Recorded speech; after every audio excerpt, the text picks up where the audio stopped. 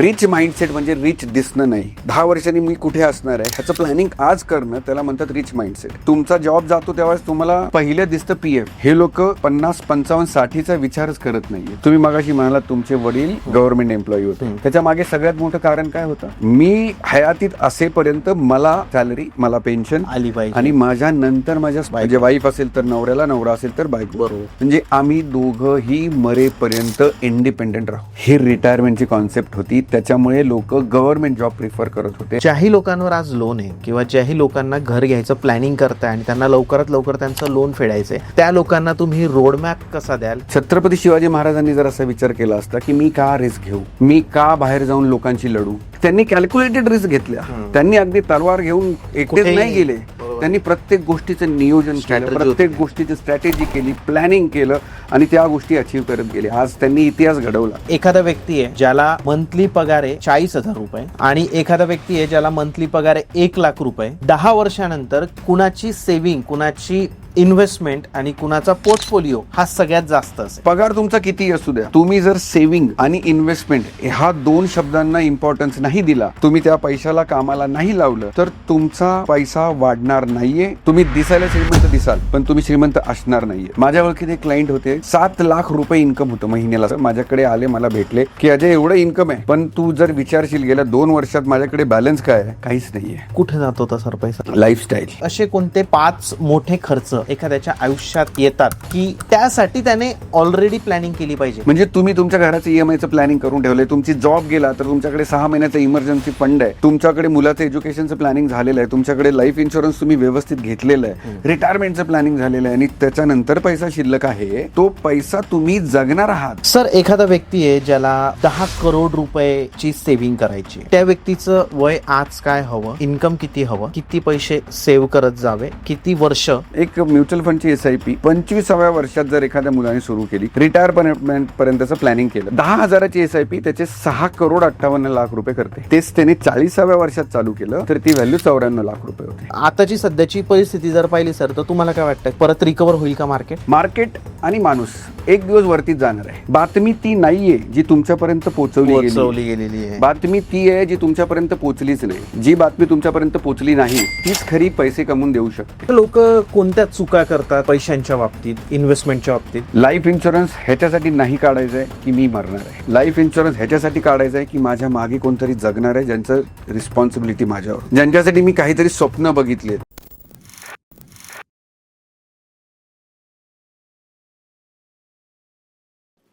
Hello guys and welcome to banter with Chetan. मित्रांनो, आज आपल्या सोबत आहे अजय दवणे सर. सर नमस्ते. नमस्कार चेतन. येस मित्रांनो, आपण पैशांवर नेहमी चर्चा करतो, पण पैसा ही अशी गोष्ट आहे, तिला जर जपून वापरलं आणि तिला जर साठवत गेलो व्यवस्थितरित्या तर ती वाढत जाते आणि आपलं जे फ्युचर आहे, आपल्या मुलाबाळांचं जे फ्युचर आहे ते चांगलं होत जातं. आणि त्याचा उधळमाप केला पाहिजे तिथं कुठेही पैसा आपण उधळत गेलो तर आपलं आयुष्यच नाही तर आपल्या मुलाबाळांसहित आपल्या पूर्ण परिवाराचं आयुष्य बर्बाद होतं.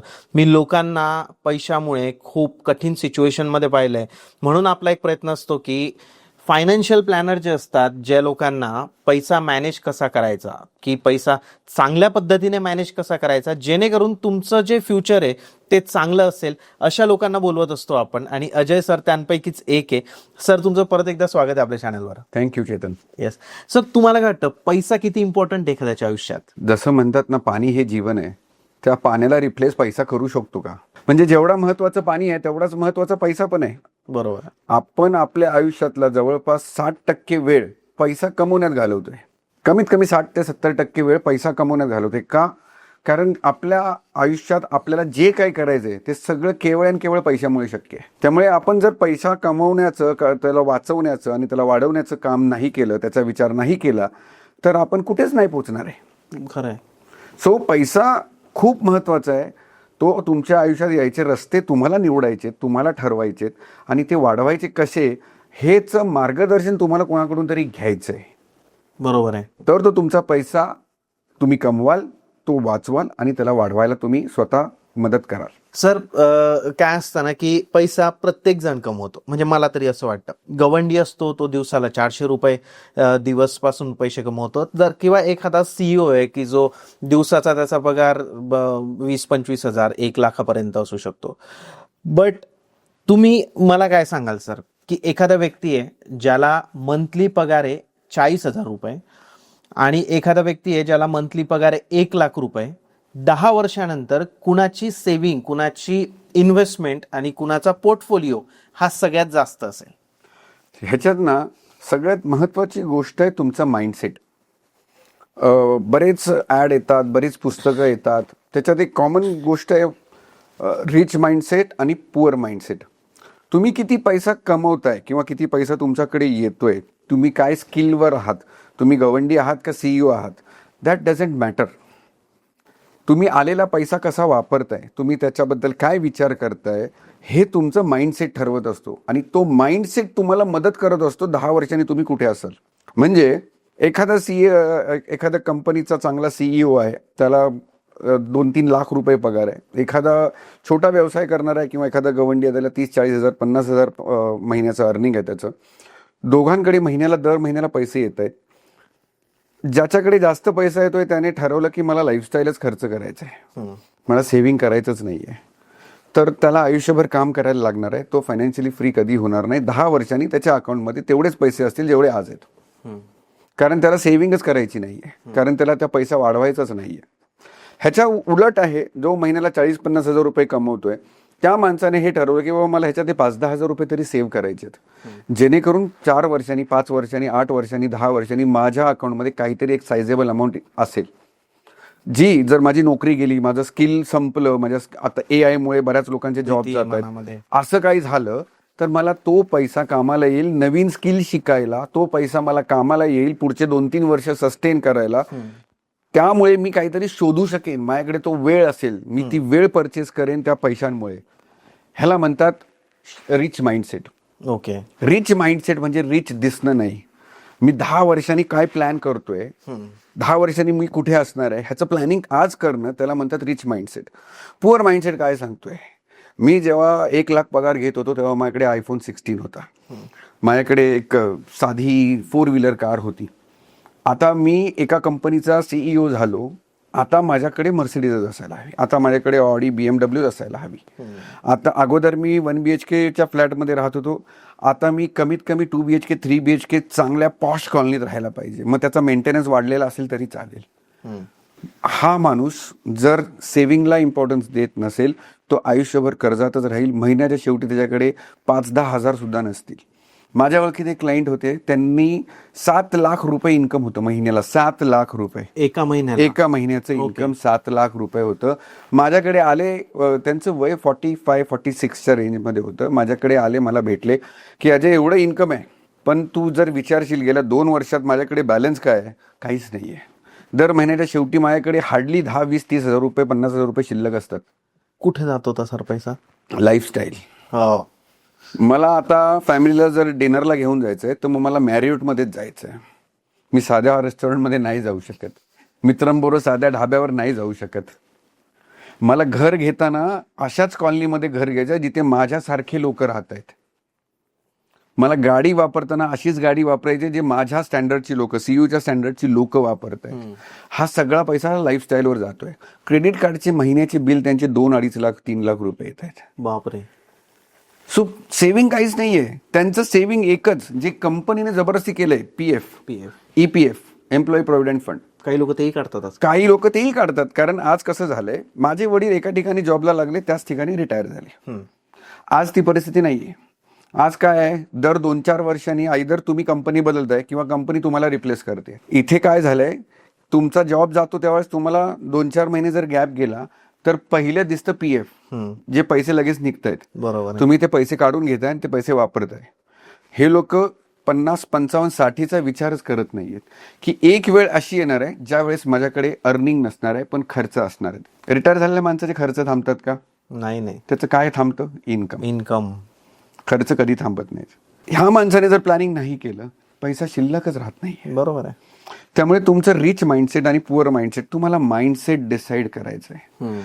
सो मी परत तेच सांगेन की पगार तुमचा किती असू द्या, तुम्ही जर सेव्हिंग आणि इन्व्हेस्टमेंट ह्या 2 शब्दांना इम्पॉर्टन्स नाही दिला, तुम्ही त्या पैशाला कामाला नाही लावलं, तर तुमचा पैसा वाढणार नाहीये. ही तुमची माइंडसेट पुअरच होत जाणार आहे. बरोबर आहे. तुम्ही दिसायला श्रीमंत दिसाल, पण तुम्ही श्रीमंत असणार नाहीयेत. श्रीमंत दिसणं आणि श्रीमंत असणं ह्याच्यात जमीन आसमानचा फरक आहे. बरं आहे. आता जर 10 वर्षांनी जो 40-50 हजार कमवणारा माणूस आहे त्याने 10,000 इन्व्हेस्ट करायला सुरुवात केली, 10,000ने एका वर्षात 1,20,000, 10 वर्षात त्याची इन्व्हेस्टमेंट झाली 12 लाख. त्या 12 लाखाची व्हॅल्यू कमीत कमी 20 ते 25 लाखाच्या मध्ये असेल कमीत कमी. आणि जो 2-3 लाख 5 लाख रुपये महिन्याला कमवते त्याने एकही रुपया सेव्हिंग नाही केला, इन्व्हेस्ट नाही केला, तर त्याचा इन्कम 2-3 लाखाचं 4 लाख 5 लाख झालेला असेल, पण अकाउंटला शिल्लक काही नसेल. ओके. त्याची जर उद्या नोकरी गेली तर EMI कुठून भरू हे हा पण त्याला प्रश्न असेल. त्यामुळे हे माइंडसेट तुम्हाला डेव्हलप करायला लागणार आहे. बरोबर आहे.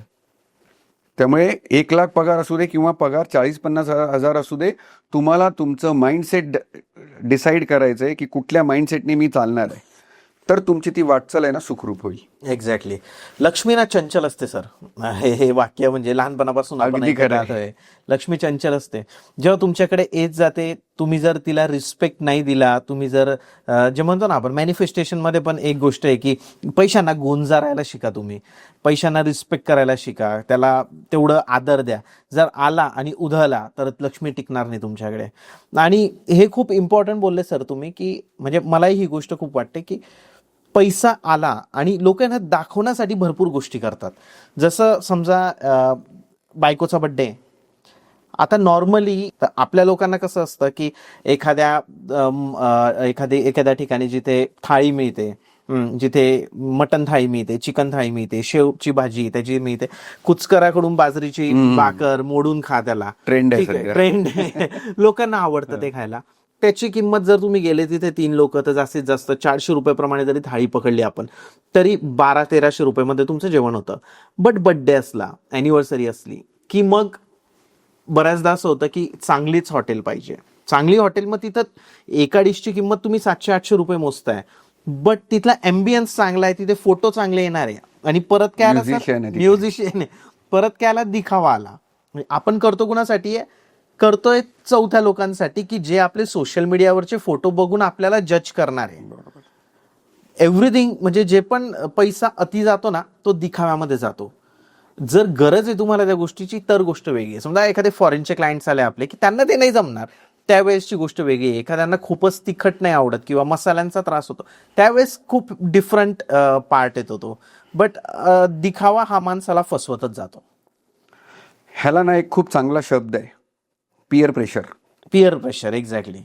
पियर प्रेशर काय करतं माहिती आहे का? आज आपण सगळेजण सोशल मीडिया वापरतोय. तुमच्या जवळचे मित्रमैत्रिणी, तुमच्या बिल्डिंगमधले, तुमच्या सोसायटीमधले मित्रमैत्रिणी, तुमच्या ऑफिस कलिग्स त्यांच्या फॅमिली बरोबरचे पोस्ट टाकतात, माझ्या बायकोचा बर्थडे मी इथे केला. इनडायरेक्टली तुमच्या बायकोवर आणि तुमच्या माइंडवर हे प्रेशर आलं की आता मला एवढाच किंवा ह्याच्यापेक्षा चांगला बर्थडे करायचा. बरोबर आहे.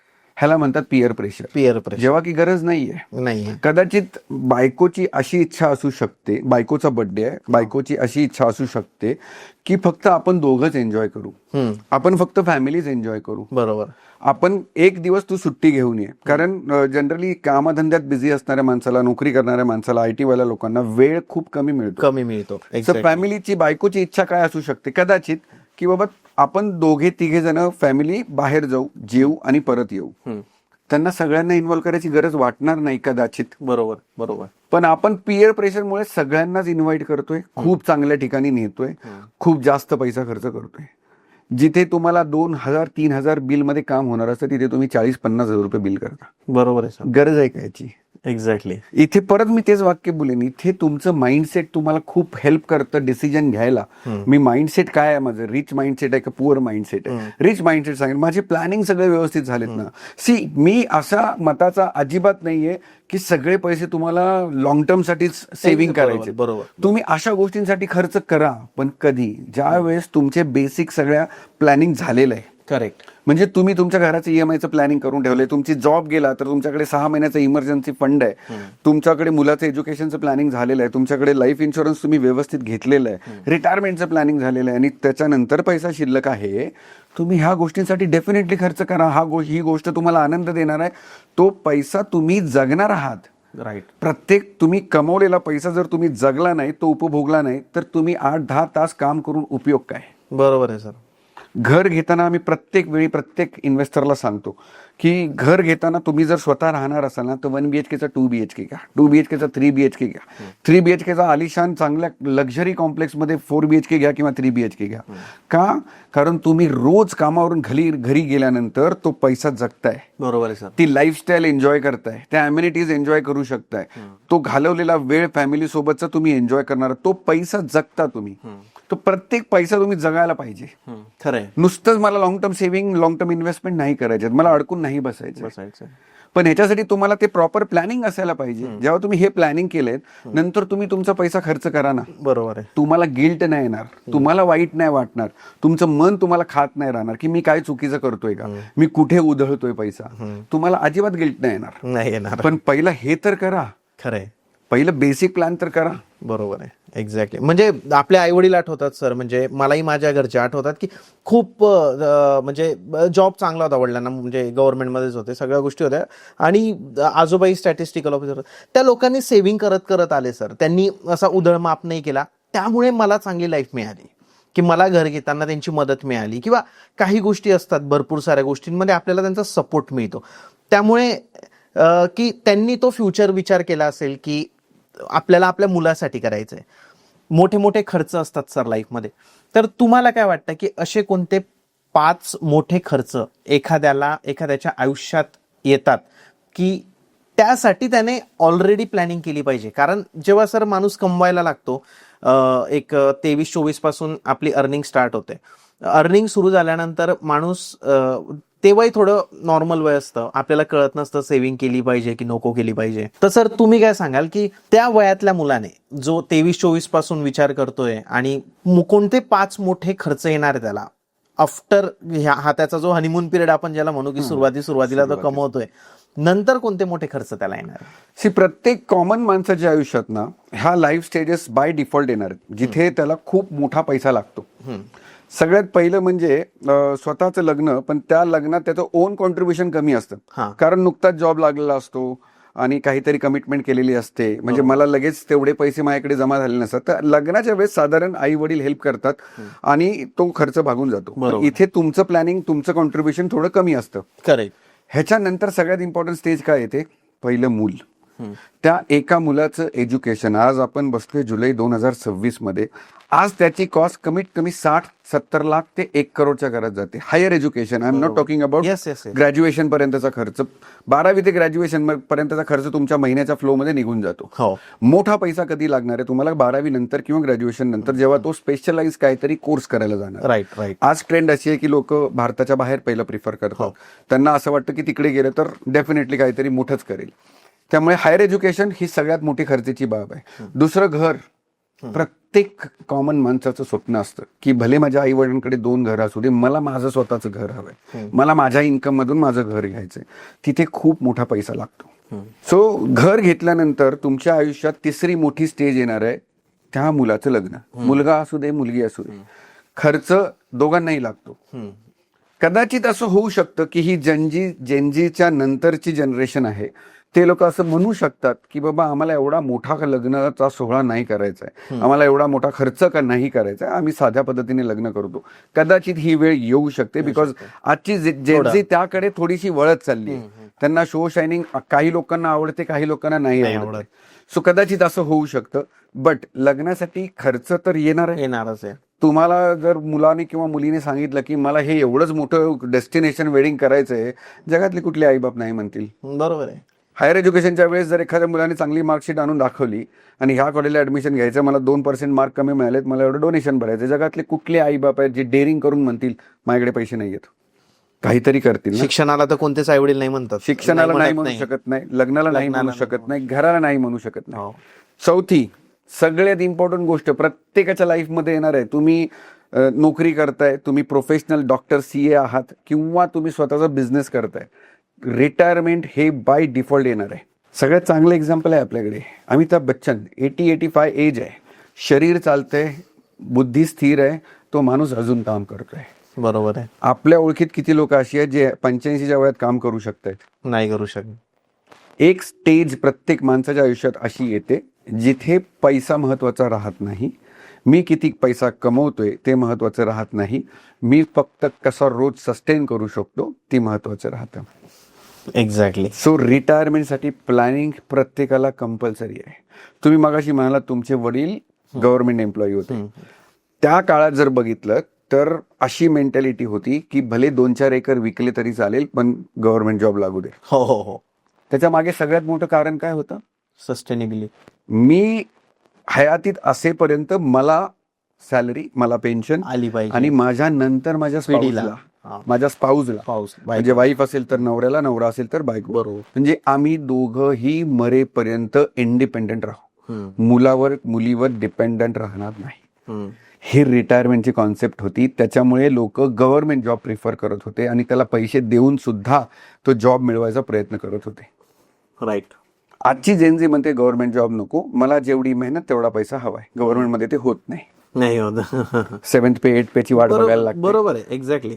गुणवत्तेप्रमाणे पगार मिळतो. पगार मिळत नाही. सो त्यांचं स्केलिंग वेगळं आहे, Correct. त्यांची सिस्टम वेगळी आहे, जेनजीचे एक्सपेक्टेशन्स वेगळे आहेत. वेगळे. पण रिटायरमेंटसाठी प्लॅनिंग प्रत्येकाला पहिल्या पगारापासून करायला हवं.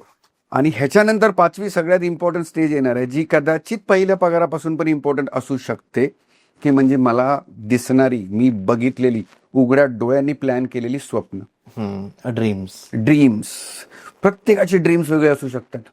एका जेनजीचं ड्रीम असू शकतं मला बाईक घेऊन लेह लडाख करायचंय. एखाद्या जेनजीने माझ्या सोशल मीडियावर पोस्टवर बघितले की बाबा ह्याचे खूप फॉरेन टूर्स आहेत, मला सुद्धा हे टूर करायचे. मला माझ्या लग्नाचा हनीमून पॅरिसच्या आयफेल टॉवरला करायचं किंवा स्वित्झर्लंडला करायचं. काही स्वप्न असू शकतात. एखादा जेनजी हे पण स्वप्न बघतोय, माझ्या ओळखीतच आहे, की मला आजपासून 10 वर्षांनी नोकरी सोडून बिझनेसच करायचं. मला 10 वर्षाचं प्लॅनिंग करून दे. मी त्याला 10 वर्षाचं प्लॅनिंग करून दिले. आता ते प्लॅनिंग म्हणजे काय?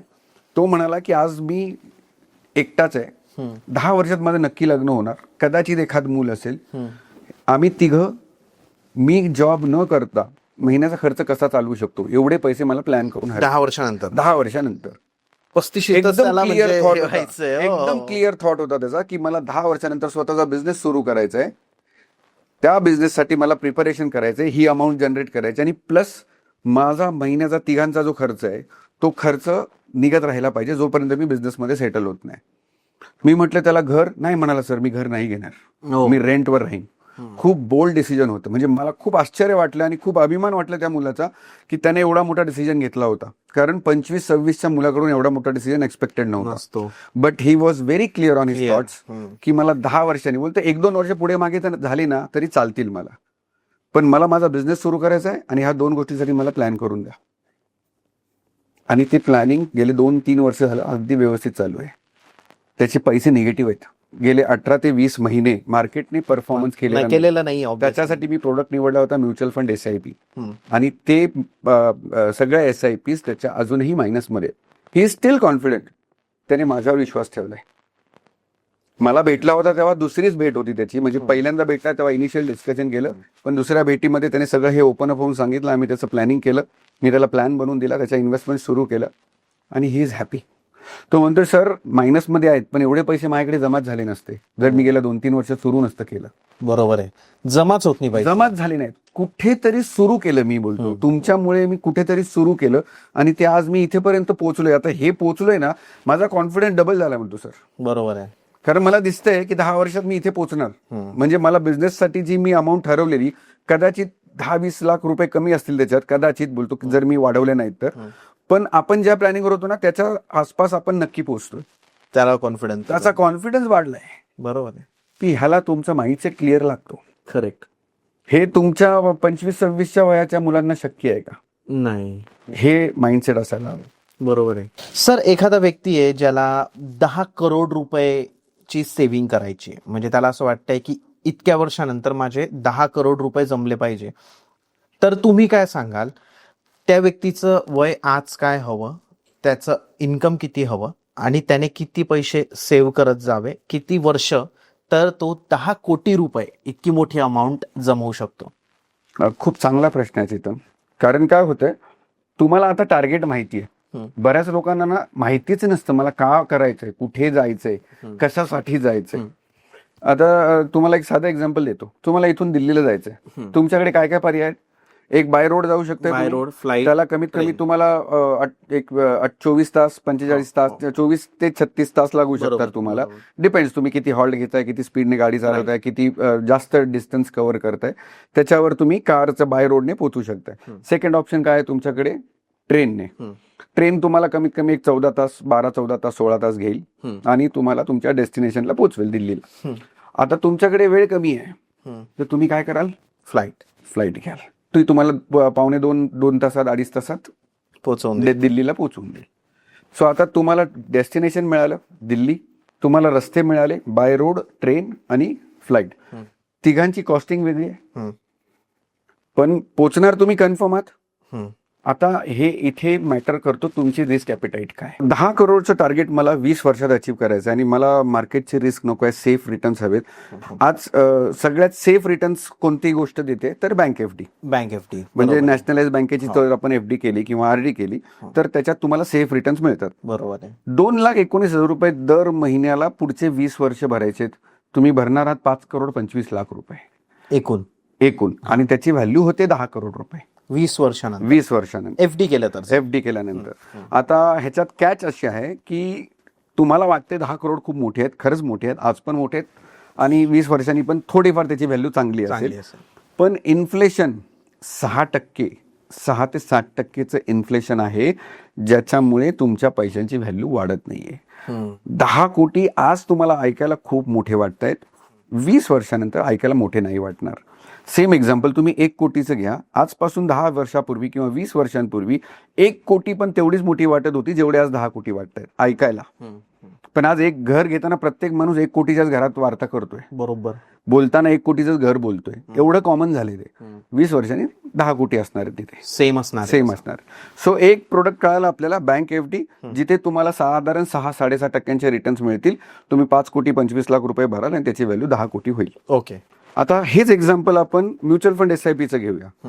म्युच्युअल फंड SIP मध्ये मला 20 वर्षात जर 10 करोड रुपये कमवायचे तर मला महिन्याला 1,08,000 रुपयाची SIP करायची. 1,08,000. 1,08,000 रुपये मी भरत राहणार आहे 20 वर्ष 240 महिने. म्हणजे 20 वर्षात तुम्ही खिशातून भरणार आहात 2,59,00,000 रुपये आणि 20 वर्षांनी त्याची व्हॅल्यू होईल कमीत कमी 10 करोड रुपये. 12% रिटर्न्स मिळाले तर 12%चा पास्ट परफॉर्मन्स पण सांगतो की 12-13% रिटर्न्स तुम्ही एक्सपेक्ट करू शकता म्युच्युअल फंड SIP कडून. बिकॉज ॲव्हरेजिंग खूप चांगलं होतं, त्याच्यात कंपाऊंडिंग खूप चांगलं होतं. पहिल्या एक्झाम्पल मध्ये बँक एफडी 6% तुम्हाला 5,25,00,000 भरून दुप्पट करते. इथे ते पैसे अर्धे झालेत. म्हणजे तुम्ही 2,59,00,000 रुपये भरणार आहात आणि जवळपास 7.5 करोड रुपये तुमचा प्रॉफिट होणार आहे. प्रॉफिट होतोय. ह्याला म्हणतात तुमचा पैसा तुमच्यासाठी पैसा कमवतोय. So instead of going by train मी तुम्हाला सजेस्ट करतोय पैसे पण वाचवा, गो बाय फ्लाईट आणि वेळ पण वाचवा. राईट. आणि 10 कोटीला पोचा. परफेक्ट. खूप छान एक्सप्लेन केलं सर तुम्ही हे. म्हणजे आपण भरपूर वेळा हा प्रश्न विचारतो पण खूप एक्झाम्पल वाईज आणि खूप छान रित्या की एफडी केलं तर असं आणि म्युच्युअल फंड केलं तर असं. हे खूप भारी झालं. तर आपण आता 2 एक्झाम्पल बघितले. एक 6%नी 2,19,000, 12%ची SIP केली तर 1,08,000, 20 वर्ष भरायचे. पण 20 वर्ष हा बोलायला खूप सोपा जरी शब्द असला तरी 20 वर्ष काढणं खूप डिफिकल्ट आहे. म्हणजे अशी बरीच लोक आहेत ना ज्यांचा व्यवसाय आहे, ज्यांना बिझनेस करतायत किंवा जे भारताच्या बाहेर गेलेत की बाबा मला काहीतरी बेटर अर्निंग करायचंय तर मी डॉलर्समध्ये अर्न करतो, युरोमध्ये, पाऊंडमध्ये अर्न करतो म्हणून ते भारताच्या बाहेर गेलेत. तर अशा क्लायंटसाठी 20 वर्ष खूप मोठी वेळ आहे. त्यांच्यासाठी एक सोपा उपाय आहे. त्यांनी फक्त 5 वर्षाची SIP करा. फक्त SIP अमाऊंट डबल करा. 1 लाखाच्या ऐवजी तुम्ही 2 लाखाची SIP करा. 5 वर्ष पैसे भरा. तुमचे पैसे 20व्या वर्षी 10 करोड रुपये होतात. म्हणजे तुम्ही 2 लाख रुपये महिना भरणार, 60 महिने तुमच्या खिशातून जाणार आहेत 1,20,00,000 रुपये. त्याची व्हॅल्यू होणार आहे 10 करोड रुपये. 8,80,00,000 रुपये तुमचा प्रॉफिट आहे. बरोबर आहे. तिथेही तुम्हाला 5 लाखाची महिन्याची पेन्शन प्लॅन करता येते. परफेक्ट. हा पिरियड सगळा तुमच्या हातात आहे. Mutual fund SIP, mutual fund हे प्रोडक्ट असं आहे जिथे तुम्ही कुठेही अडकले जात नाही. कुठेही पैसा तुमचा लॉक इन नाहीये. तुम्ही ज्या दिवशी ठरवता मला माझा पैसा अकाउंटला हवाय 3 वर्किंग डेज मध्ये पैसा अकाउंटला येतो. टॅक्सेशन सगळ्या लोकांना ही भीती आहे, अरे ह्याच्यावर तर टॅक्स लागायला चालू झाला, अगोदर ह्याच्यावर टॅक्स नव्हता. हे वाक्य खरं आहे. 2018च्या आधी ह्या प्रोडक्टवर टॅक्स नव्हता. इक्विटी टॅक्सेशन 0 होतं. आता ते 12.5% आहे. जे लोक 30% टॅक्स स्लॅब मध्ये आहेत त्यांच्यासाठी हे प्रोडक्ट वरदान आहे. जे लोक पुढची 10 वर्ष 30% हिशोबाने टॅक्स भरणार आहेत, तो गेलेला टॅक्स परत कसा मिळवायचा, तर हा कंपाऊंडिंग वे तुम्हाला तो टॅक्स परत मिळवून देऊ शकतो. त्यामुळे इन्कम टॅक्सच्या बाबतीत पण लोकांना खूप मिसकन्सेप्शन आहे की अरे खूप टॅक्स लागतो. टॅक्स लागणारच आहे, पण सगळ्यात कमी टॅक्स ह्याच्यावर आहे. सर, तुम्ही रिटायरमेंट बद्दल बोलले होते की काय असतं ना की जेव्हा व्यक्ती जॉब करतो, आजकाल कुणालाच पेन्शन नाहीये असंच धरून आपण चालू. MSCB वाल्यांना पण पेन्शन नाहीये. बाकी मला माहित नाही गव्हर्नमेंटमध्ये कोणते गव्हर्नमेंट एम्प्लॉईला NPS चालू झाले. म्हणजे त्यांच्या पेन्शनची प्रोव्हिजन त्यांच्याच पगारातून केली जाते. जे प्रायव्हेट जॉब मध्ये CTC म्हणतात, इथे NPS मधून तोच प्रकार चालू आहे. प्रायव्हेटमध्ये तर पेन्शन नाहीच आहे, 0% पेन्शन आहे. तर प्रायव्हेट वाल्यांना ना खूप भीती असते मनामध्ये की यार मग नंतर काय होईल, समजा मी 50व्या वर्षी मला काही आजार सुरू झाला किंवा मला इच्छाच उरली नाही जॉब करायची, मंथली काहीतरी पाहिजे ना एक इन्कम, तेव्हा जर जॉब करायची ताकद नाही तर मी करेल काय. आता समजा त्याने वयाच्या 55 वर्षापर्यंत 10 कोटी रुपये जमवले सर, करेक्ट, ज्या पद्धतीने तुम्ही त्यांना सजेस्ट कराल. आपण त्यावरही येऊ की म्युच्युअल फंड तुम्ही म्हणताय, पण त्याच्यात पण खूप प्रकार आहे, मग त्याने कुठे कुठे टाकावे पैसे.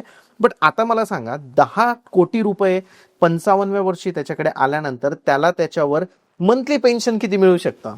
खूप चांगला प्रश्न विचारतात. आता रिटायरमेंट हो, कारण का होणार आहे, सगळेजण म्हणतात की ठीक आहे म्युच्युअल फंड मध्ये पैसे टाकले, कॉर्पस जमा झाला, PF चे पैसे आले, ग्रॅच्युटीचे पैसे आले, आता काय म्हणजे मला महिन्याचं पेन्शन कुठून येणार आहे, मला महिन्याचं इन्कम कसं येणार आहे.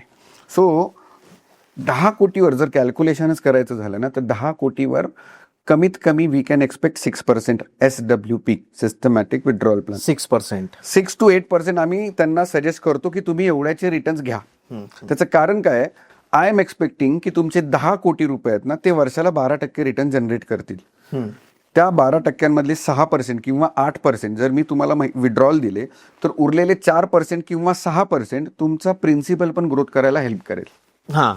हाच फॉर्म्युला सक्सेसफुल आहे फक्त म्युच्युअल फंडच्या हायब्रिड कॅटेगरीमध्ये. बरं, आलं लक्षात. त्याच्यामुळे 10 वर्षांनी तुम्हाला तुमची मुद्दल सुद्धा वाढलेली दिसते. पेन्शन घेऊन, पेन्शन देऊन मुद्दल वाढवण्याची ताकद फक्त म्युच्युअल फंडच्या SWP प्रकारात आहे. दुसरा कुठलाही प्रकार कमी रिस्क घेऊन एवढे रिटर्न्स देऊ शकत नाही. बट SWP हे त्याच लोकांसाठी आहे की जे अर्निंग करत नाही, ज्यांनी खूप सारी सेव्हिंग करून ठेवली आहे, ज्यांनी 10 कोटीचा पोर्टफोलिओ बनवलाय. आता तुमच्याकडे 10 कोटी आले किंवा तुमच्या PF ग्रॅच्युटीचे पैसे आले, तुमच्या LICच्या पॉलिसी मॅच्युअर झाल्या, तुमच्या PPF चे पैसे मॅच्युअर झाले, 55व्या वर्षी तुमच्याकडे 10 कोटी आले. आता तुम्ही काय करायला पाहिजे, तुम्ही म्युच्युअल फंडच्या हायब्रिड कॅटेगरीमध्ये इन्व्हेस्ट करायला पाहिजे. त्याच्यातून तुम्ही 6% विड्रॉल गेले तर 60 लाख रुपये होतात. महिन्याला 5 लाख रुपये. बापरे. नाही, बापरे करण्यासारखी गोष्ट नाहीये. कारण आज ज्याचं महिन्याचा खर्च 1 लाख असेल, 20 वर्षांनी त्याचा खर्च 4-5 lakh. Obviously same standard of living त्यांना मेंटेन करायचं असेल तर त्यांना कमीत कमी 4-5 लाखाचं प्लॅनिंग करायला लागणार. म्हणजे त्यांना असं श्रीमंतीत म्हातारपण जाईल असं नाही होणार आहे, पण आहे तेच स्टँडर्ड ऑफ लिव्हिंग ते लोक मेंटेन करू शकतात. तुम्ही कोणाला ओव्हर हाईप पण करत आहे सर. म्हणजे 5 लाख रुपये आज मोठे वाटतंय. म्हणजे आज तुम्ही 2026ला मी तुम्हाला 5 लाख दिले तर तुम्ही आनंदाने रिटायर व्हाल, घरी बसाल. सो 10 कोटी रुपये तुम्ही टाकलेत, त्याच्यावर 60 लाख रुपये वर्षाचे विड्रॉल घेतलेत. 10 वर्षात तुम्ही किती विड्रॉल घेणार आहात? 6 कोटी. 6 कोटी. 10 कोटी टाकलेले, 6 कोटी तुम्ही विड्रॉल घेतले, त्या 10 कोटीची व्हॅल्यू कमीत कमी 16 ते 18 कोटी इतकी रुपये व्हायला पाहिजेत. म्हणजे तुम्ही काय करताय, तुम्ही स्वतःचं फायनान्शियल फ्रीडम घेतलं, तुम्ही रिटायरमेंट घेतली, तुम्ही पेन्शन घेतलं, तुम्ही तुमचं आयुष्य खूप चांगलं एन्जॉय केलं, तरीही लिगसी प्लॅनिंग करून जात आहे. तुम्ही मागच्या जनरेशनला एक मोठा प्लॅटफॉर्म देऊन जात आहे. नाईस. मी माझं आयुष्य जगलो, मी एन्जॉय केलं, मी इथे ह्या प्लॅटफॉर्मला मी तुला आणून ठेवलंय, इथून पुढे आता तू वाढ. लिगसी प्लॅनिंग हे कधी होईल, जेव्हा आपण त्या साचेबद्ध विचारसरणीतून बाहेर येऊ, सेफ्टी या शब्दाला न घाबरता थोडे नवीन प्रोडक्ट एक्सप्लोअर करू, त्या प्रोडक्टचा अभ्यास करू, किंवा निदान अशा माणसावर विश्वास ठेवू जो ह्या फील्डमध्ये आहे. बरोबर. एक फायनान्शियल ऍडवायझर आहे जो तुमच्या बरोबर ह्याची जबाबदारी घेईल, ह्या पैशांची जबाबदारी घेईल. तो माणूस तुम्हाला आयुष्यभर हेल्प करेल. तर सर जे आपल्याला 12% रिटर्न येतात त्यापैकी आपण 6 ते 8% जे आहेत ते आपल्या खर्चासाठी काढतो आणि that is very big amount which is 60 lakh per year. आपण त्याला जर हे केलं तर म्हणजे 5 लाख रुपये महिना होतो तो. आणि बाकी जे असतात ते तर आपले म्युच्युअल फंडमध्ये तिथंच असतात. तर खूप सुंदर आहे सर हे ऐकायला. आणि बट काय होतं ना की आता एखादा सामान्य व्यक्ती आहे जो आपला पॉडकास्ट बघतोय, कुणी चंद्रपूरमधून बघत असेल, कुणी नागपूरमधून, कुणी कोल्हापूरमधून, कुणी गोव्यातही मराठी लोक आहे आपले, कुणी मुंबईतून, पुण्यातून. तर मला सांगा सर की जेव्हा तो त्याचे जे पैसे समजा 1 लाख रुपये 2 लाख रुपये जे इन्व्हेस्ट करतो प्रत्येक महिन्याला, समजा 25 वर्षाचं वय आहे किंवा 35 वर्षाचं आहे, त्याने कुठे टाकावे? म्युच्युअल फंडमध्ये टाकावे? मग कोणत्या म्युच्युअल फंडमध्ये टाकावे? कारण काय होतं की जेव्हा ॲप आपण एखादं ओपन करतो किंवा काहीतरी ओपन केलं की तिथे तर खूप काही दिसतं. मग काय करतो आपण, 3 वर्षाचा रिटर्न बघतो, त्याच्यात टाकायला जातो, ते ऑलरेडी वाढलेला असतो आणि मग जेव्हा टाकतो तेव्हा ते डाऊन जातं. मग पोर्टफोलिओ अरे मायनस आहे, माझा म्युच्युअल फंड मायनस आहे. तुम्ही कसं सिलेक्ट करता? तुम्ही कशी मदत कराल त्यांना? ह्याच्यात ना सगळ्यात पहिल्या गोष्टी कन्सिडर करायला लागतात तुम्हाला की तुमची गरज काय. बऱ्याच लोकांना ना हे माहिती नसतं. म्हणजे तुम्ही म्हणाल की हे तर काय अगदी कॉमन आहे, प्रत्येकाला माहिती असतं मला काय पाहिजे, पण बऱ्याच लोकांना हे माहीत नसतं. बऱ्याच लोकांना ह्याचे कॅल्क्युलेशन्स माहिती नसतात. ओके. की माझी खरंच गरज काय आहे, मला काय हवंय आहे, मी कुठेपर्यंत काम करणार आहे.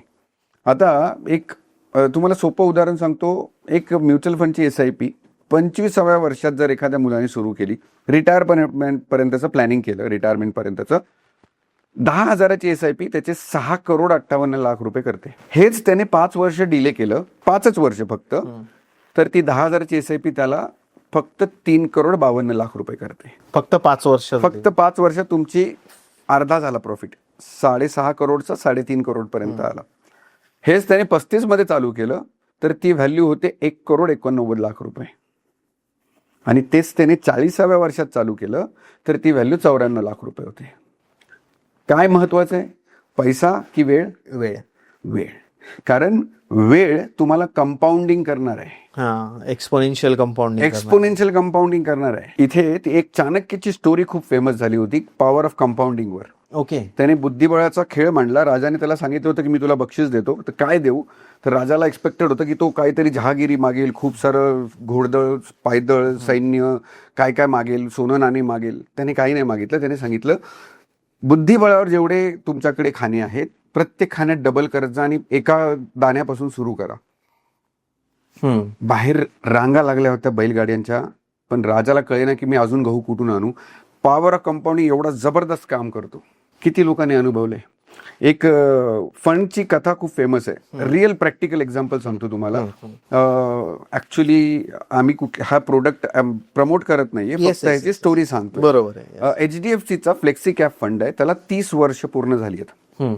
त्या फंडला 30 वर्ष जुना फंड आहे तो. त्या फंडचे 30 वर्षांचे रिटर्न्स आहेत 18%. 18%. 30 वर्षांपूर्वी 5,000 ना खरंच मोठी अमाऊंट होती, म्हणजे महिन्याचा पगार पण नव्हता. बरोबर आहे सर.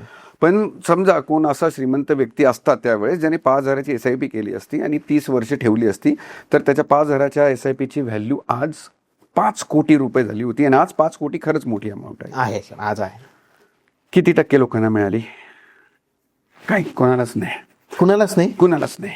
किती भारी वाटतं ऐकायला. तुम्ही कोणतंही SIPचं कॅल्क्युलेटर ओपन करा. 5,000ची SIP 30 वर्षात 5 कोटी. 5,000ची SIP तुम्ही 30 वर्षात किती पैसे गेले माहिती तुमच्या खिशातून? 18 लाख रुपये. 18 लाखाची व्हॅल्यू 5 कोटी. किती ऐकायला भारी वाटते सर. हे खूपच भयानक कंपाऊंडिंग झालं. मग म्हणजे हे 12% पण नाही, हे कुठल्या टक्के? हे 18% कंपाऊंडिंग आहे. म्हणजे त्या फंडने 18% रिटर्न्स दिलेले आहेत पास्ट मध्ये. पण ते पुढे मिळतील की नाही याची गॅरंटी नसते. बरोबर. मला दाखवायचं काय आहे, HDFC फ्लेक्सी कॅपचा प्रवास कसा होता. प्रत्येक फंड जेव्हा नवीन येतो, NFO न्यू फंड ऑफर, तो 10 रुपये बेसिक प्राइसला असतो. जेव्हा 30 वर्षापूर्वी तो फंड आला तेव्हा त्याची प्राइस 10 रुपये होती. तुम्ही SIP सुरू केली, 2 वर्षात मार्केट पडलं, त्या 10 रुपयाची परचेस प्राइस ती झाली 5 रुपये. मार्केट पडलं आणि 2-3 वर्ष पुढे मार्केट डाऊनच होतं, पण तुम्ही तो प्रवास सुरू ठेवला. 2008ची गोष्ट आहे का सर? 30 वर्षात आहे आपल्याला काउंट. 1998. बरोबर. 1998-99ची गोष्ट आहे. तर 2000च्या काळात ते मार्केट पडलं आणि तो तुमचा परचेस प्राइस 10चा 5च राहिला. तिथून पुढे 2 वर्षांनी मार्केट वाढलं आणि तुमची परचेस प्राइस जी 10ची 5 झाली होती ती आता झाली 20. आता तुम्ही खुश आहात, आता तुम्हाला पैसे वाढलेले दिसत आहेत. 20 नंतर परत एकदा मार्केट जोरदार पडलं आणि 3.5-4 वर्ष मार्केट निगेटिव्ह होतं.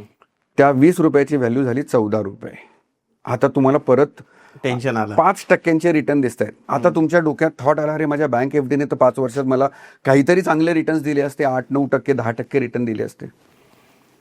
हा प्रवास एवढा सोपा नाहीये 30 वर्षांचा. तिथून 6-7 वर्षांनी, तिथून 4-5 वर्षांनी मार्केट पुन्हा वाढायला लागलं. ती NAV परत गेली 30-40च्या घरात. ओके. अजून 5 कोटी झाले नाही त्या तुमचे. हा हा. आता पण पैसे तुमचे थोडेसेच वाढलेले दिसत आहेत. कंपाऊंडिंग पण सुरू नाही झाले तुमचं. कंपाऊंडिंग सुरू व्हायला कमीत कमी 8-10 वर्ष लागतात. आणि मग तुमचे डोळे मोठे होऊन फाटतील एवढे मोठे रिटर्न दिसतात. पण त्यासाठी तुमची मानसिक तयारी हवी. मार्केट कसं आहे, मार्केटमध्ये न्यूज ज्या चालतात ना त्या सगळ्या निगेटिव्ह न्यूज चालतात. बातमी ती नाहीये जी तुमच्यापर्यंत पोहोचवली गेलेली आहे. बातमी ती आहे जी तुमच्यापर्यंत पोहोचलीच नाही. जी बातमी तुमच्यापर्यंत पोहोचली ती तुम्हाला कधीही पैसे कमवून देऊ शकत नाही. जी बातमी तुमच्यापर्यंत पोहोचली नाही तीच खरी पैसे कमवून देऊ शकते. हे कोट केलं पाहिजे सर, माहिती का. हे इतकं रिलेट झालं ना मला, म्हणजे आपण परत याकडे येऊ. पण असं म्हटलं जातं की एखाद्या सिटीमध्ये, एखाद्या शहरामध्ये जेव्हा एखादा ब्रिज जाणार आहे किंवा एखादा रोड जाणार आहे, तर ही गोष्ट नेत्यांपेक्षा आधी ब्युरोक्रॅट्सला माहिती असते, IAS IPS अधिकाऱ्यांना माहिती असते, आणि तिथं त्या लोकांच्या नातेवाईकांच्या जमिनी घेतलेल्या असतात. That is called inside news. आता MP मध्ये हे प्रकरण जोरात चालू आहे. बरोबर. एक म्हणजे खूप मोठं प्रकरण झालं. हेच होतं मार्केटमध्ये पण. ही लोकांपर्यंत जी न्यूज येते that is different, that is wrong news. खरी न्यूज इनसायडर लोकांना माहिती असते आणि ते त्याचा वापर करून वेगळं हे करतात. म्हणून ट्रॅडिशनल वेवर तुम्ही फोकस करा, जे तुम्ही म्हणताय. हे कोट करण्यामागे कारण काय आहे ना, सगळे न्यूजपेपर आजकाल सगळेजण सोशल मीडिया, न्यूजपेपरपेक्षा जास्त किंवा न्यूज बघण्यापेक्षा जास्त लोकांचा कल आहे सोशल मीडियाकडे, यूट्यूबकडे आणि इंस्टाग्राम रील्सवर किंवा फेसबुकच्या रील्सवर लोकांचा कल जास्त आहे. इथे काय विकलं जातंय? निगेटिव्ह बातमी. पॉझिटिव्ह बातम्या किती स्प्रेड करतायत. एखादी निगेटिव्ह न्यूज असेल, आता मिसिंग लिंकचं प्रकरण बघा. 4 दिवसापूर्वी जोरदार पाऊस होता. सगळ्या मिसिंग लिंक मध्ये जिथे पडले आहेत, जिथे पडझड झाली आहे, जिथे खूप निगेटिव्ह न्यूज आहेत, त्याचे शेअर्स जास्त आहेत. किती लोकांनी चांगल्या न्यूज वाटल्या की बाबा फक्त थोडासाच भाग पडलाय, पूर्ण रस्ता तसाच आहे, अजून काही तुटलं फुटलेलं नाहीये.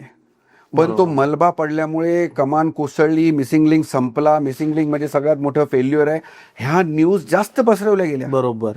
कारण सगळ्या जगात, हे फक्त भारतात नाही, हे सगळ्या जगात आहे, निगेटिव्हिटी जास्त विकली जाते, पॉझिटिव्हिटीला तेवढा मान सन्मान मिळत नाही. आज मी पुण्यात येताना मिसिंग लिंकने आलो. मला जिथे पडलेलं होतं तिथे फक्त एक लेन डायव्हर्ट केली होती, त्यांचं काम चालू होतं. मी 80-100च्या स्पीडने आलोय. आणि ज्या दिवशी पडलं सर, त्याच्या आदल्या दिवशी मी मुंबईवरून पुणे आलो. खूप जोरदार पाऊस होता. तेव्हा काहीच नव्हतं, मला कुठेच इश्यू आला नाही. आणि जो रोड बनलाय आतमधला मिसिंग लिंक, म्हणजे हे मी जे लोक आपले गोवा वगैरे साईडचे लोक बघत असतील ना, त्यांनाही सांगतो की it is very nice, very safe, व्यवस्थित केलेलं आहे. शेवटी देवाचं आहे, शेवटी नॅचरल काही असं काही होतं त्याला आपण रोखू शकत नाही. पण हे सगळं आता तुम्ही जर ऍक्च्युअल त्याच्यावर कॅल्क्युलेशन बघितले तर हा जो 1200 mm पाऊस पडला आतापर्यंत, हा कुठल्याही जगातल्या कुठल्याही विकसित देशात जर पडला तर तो देश, ती सिटी कमीत कमी 4-5 दिवस बंद होईल.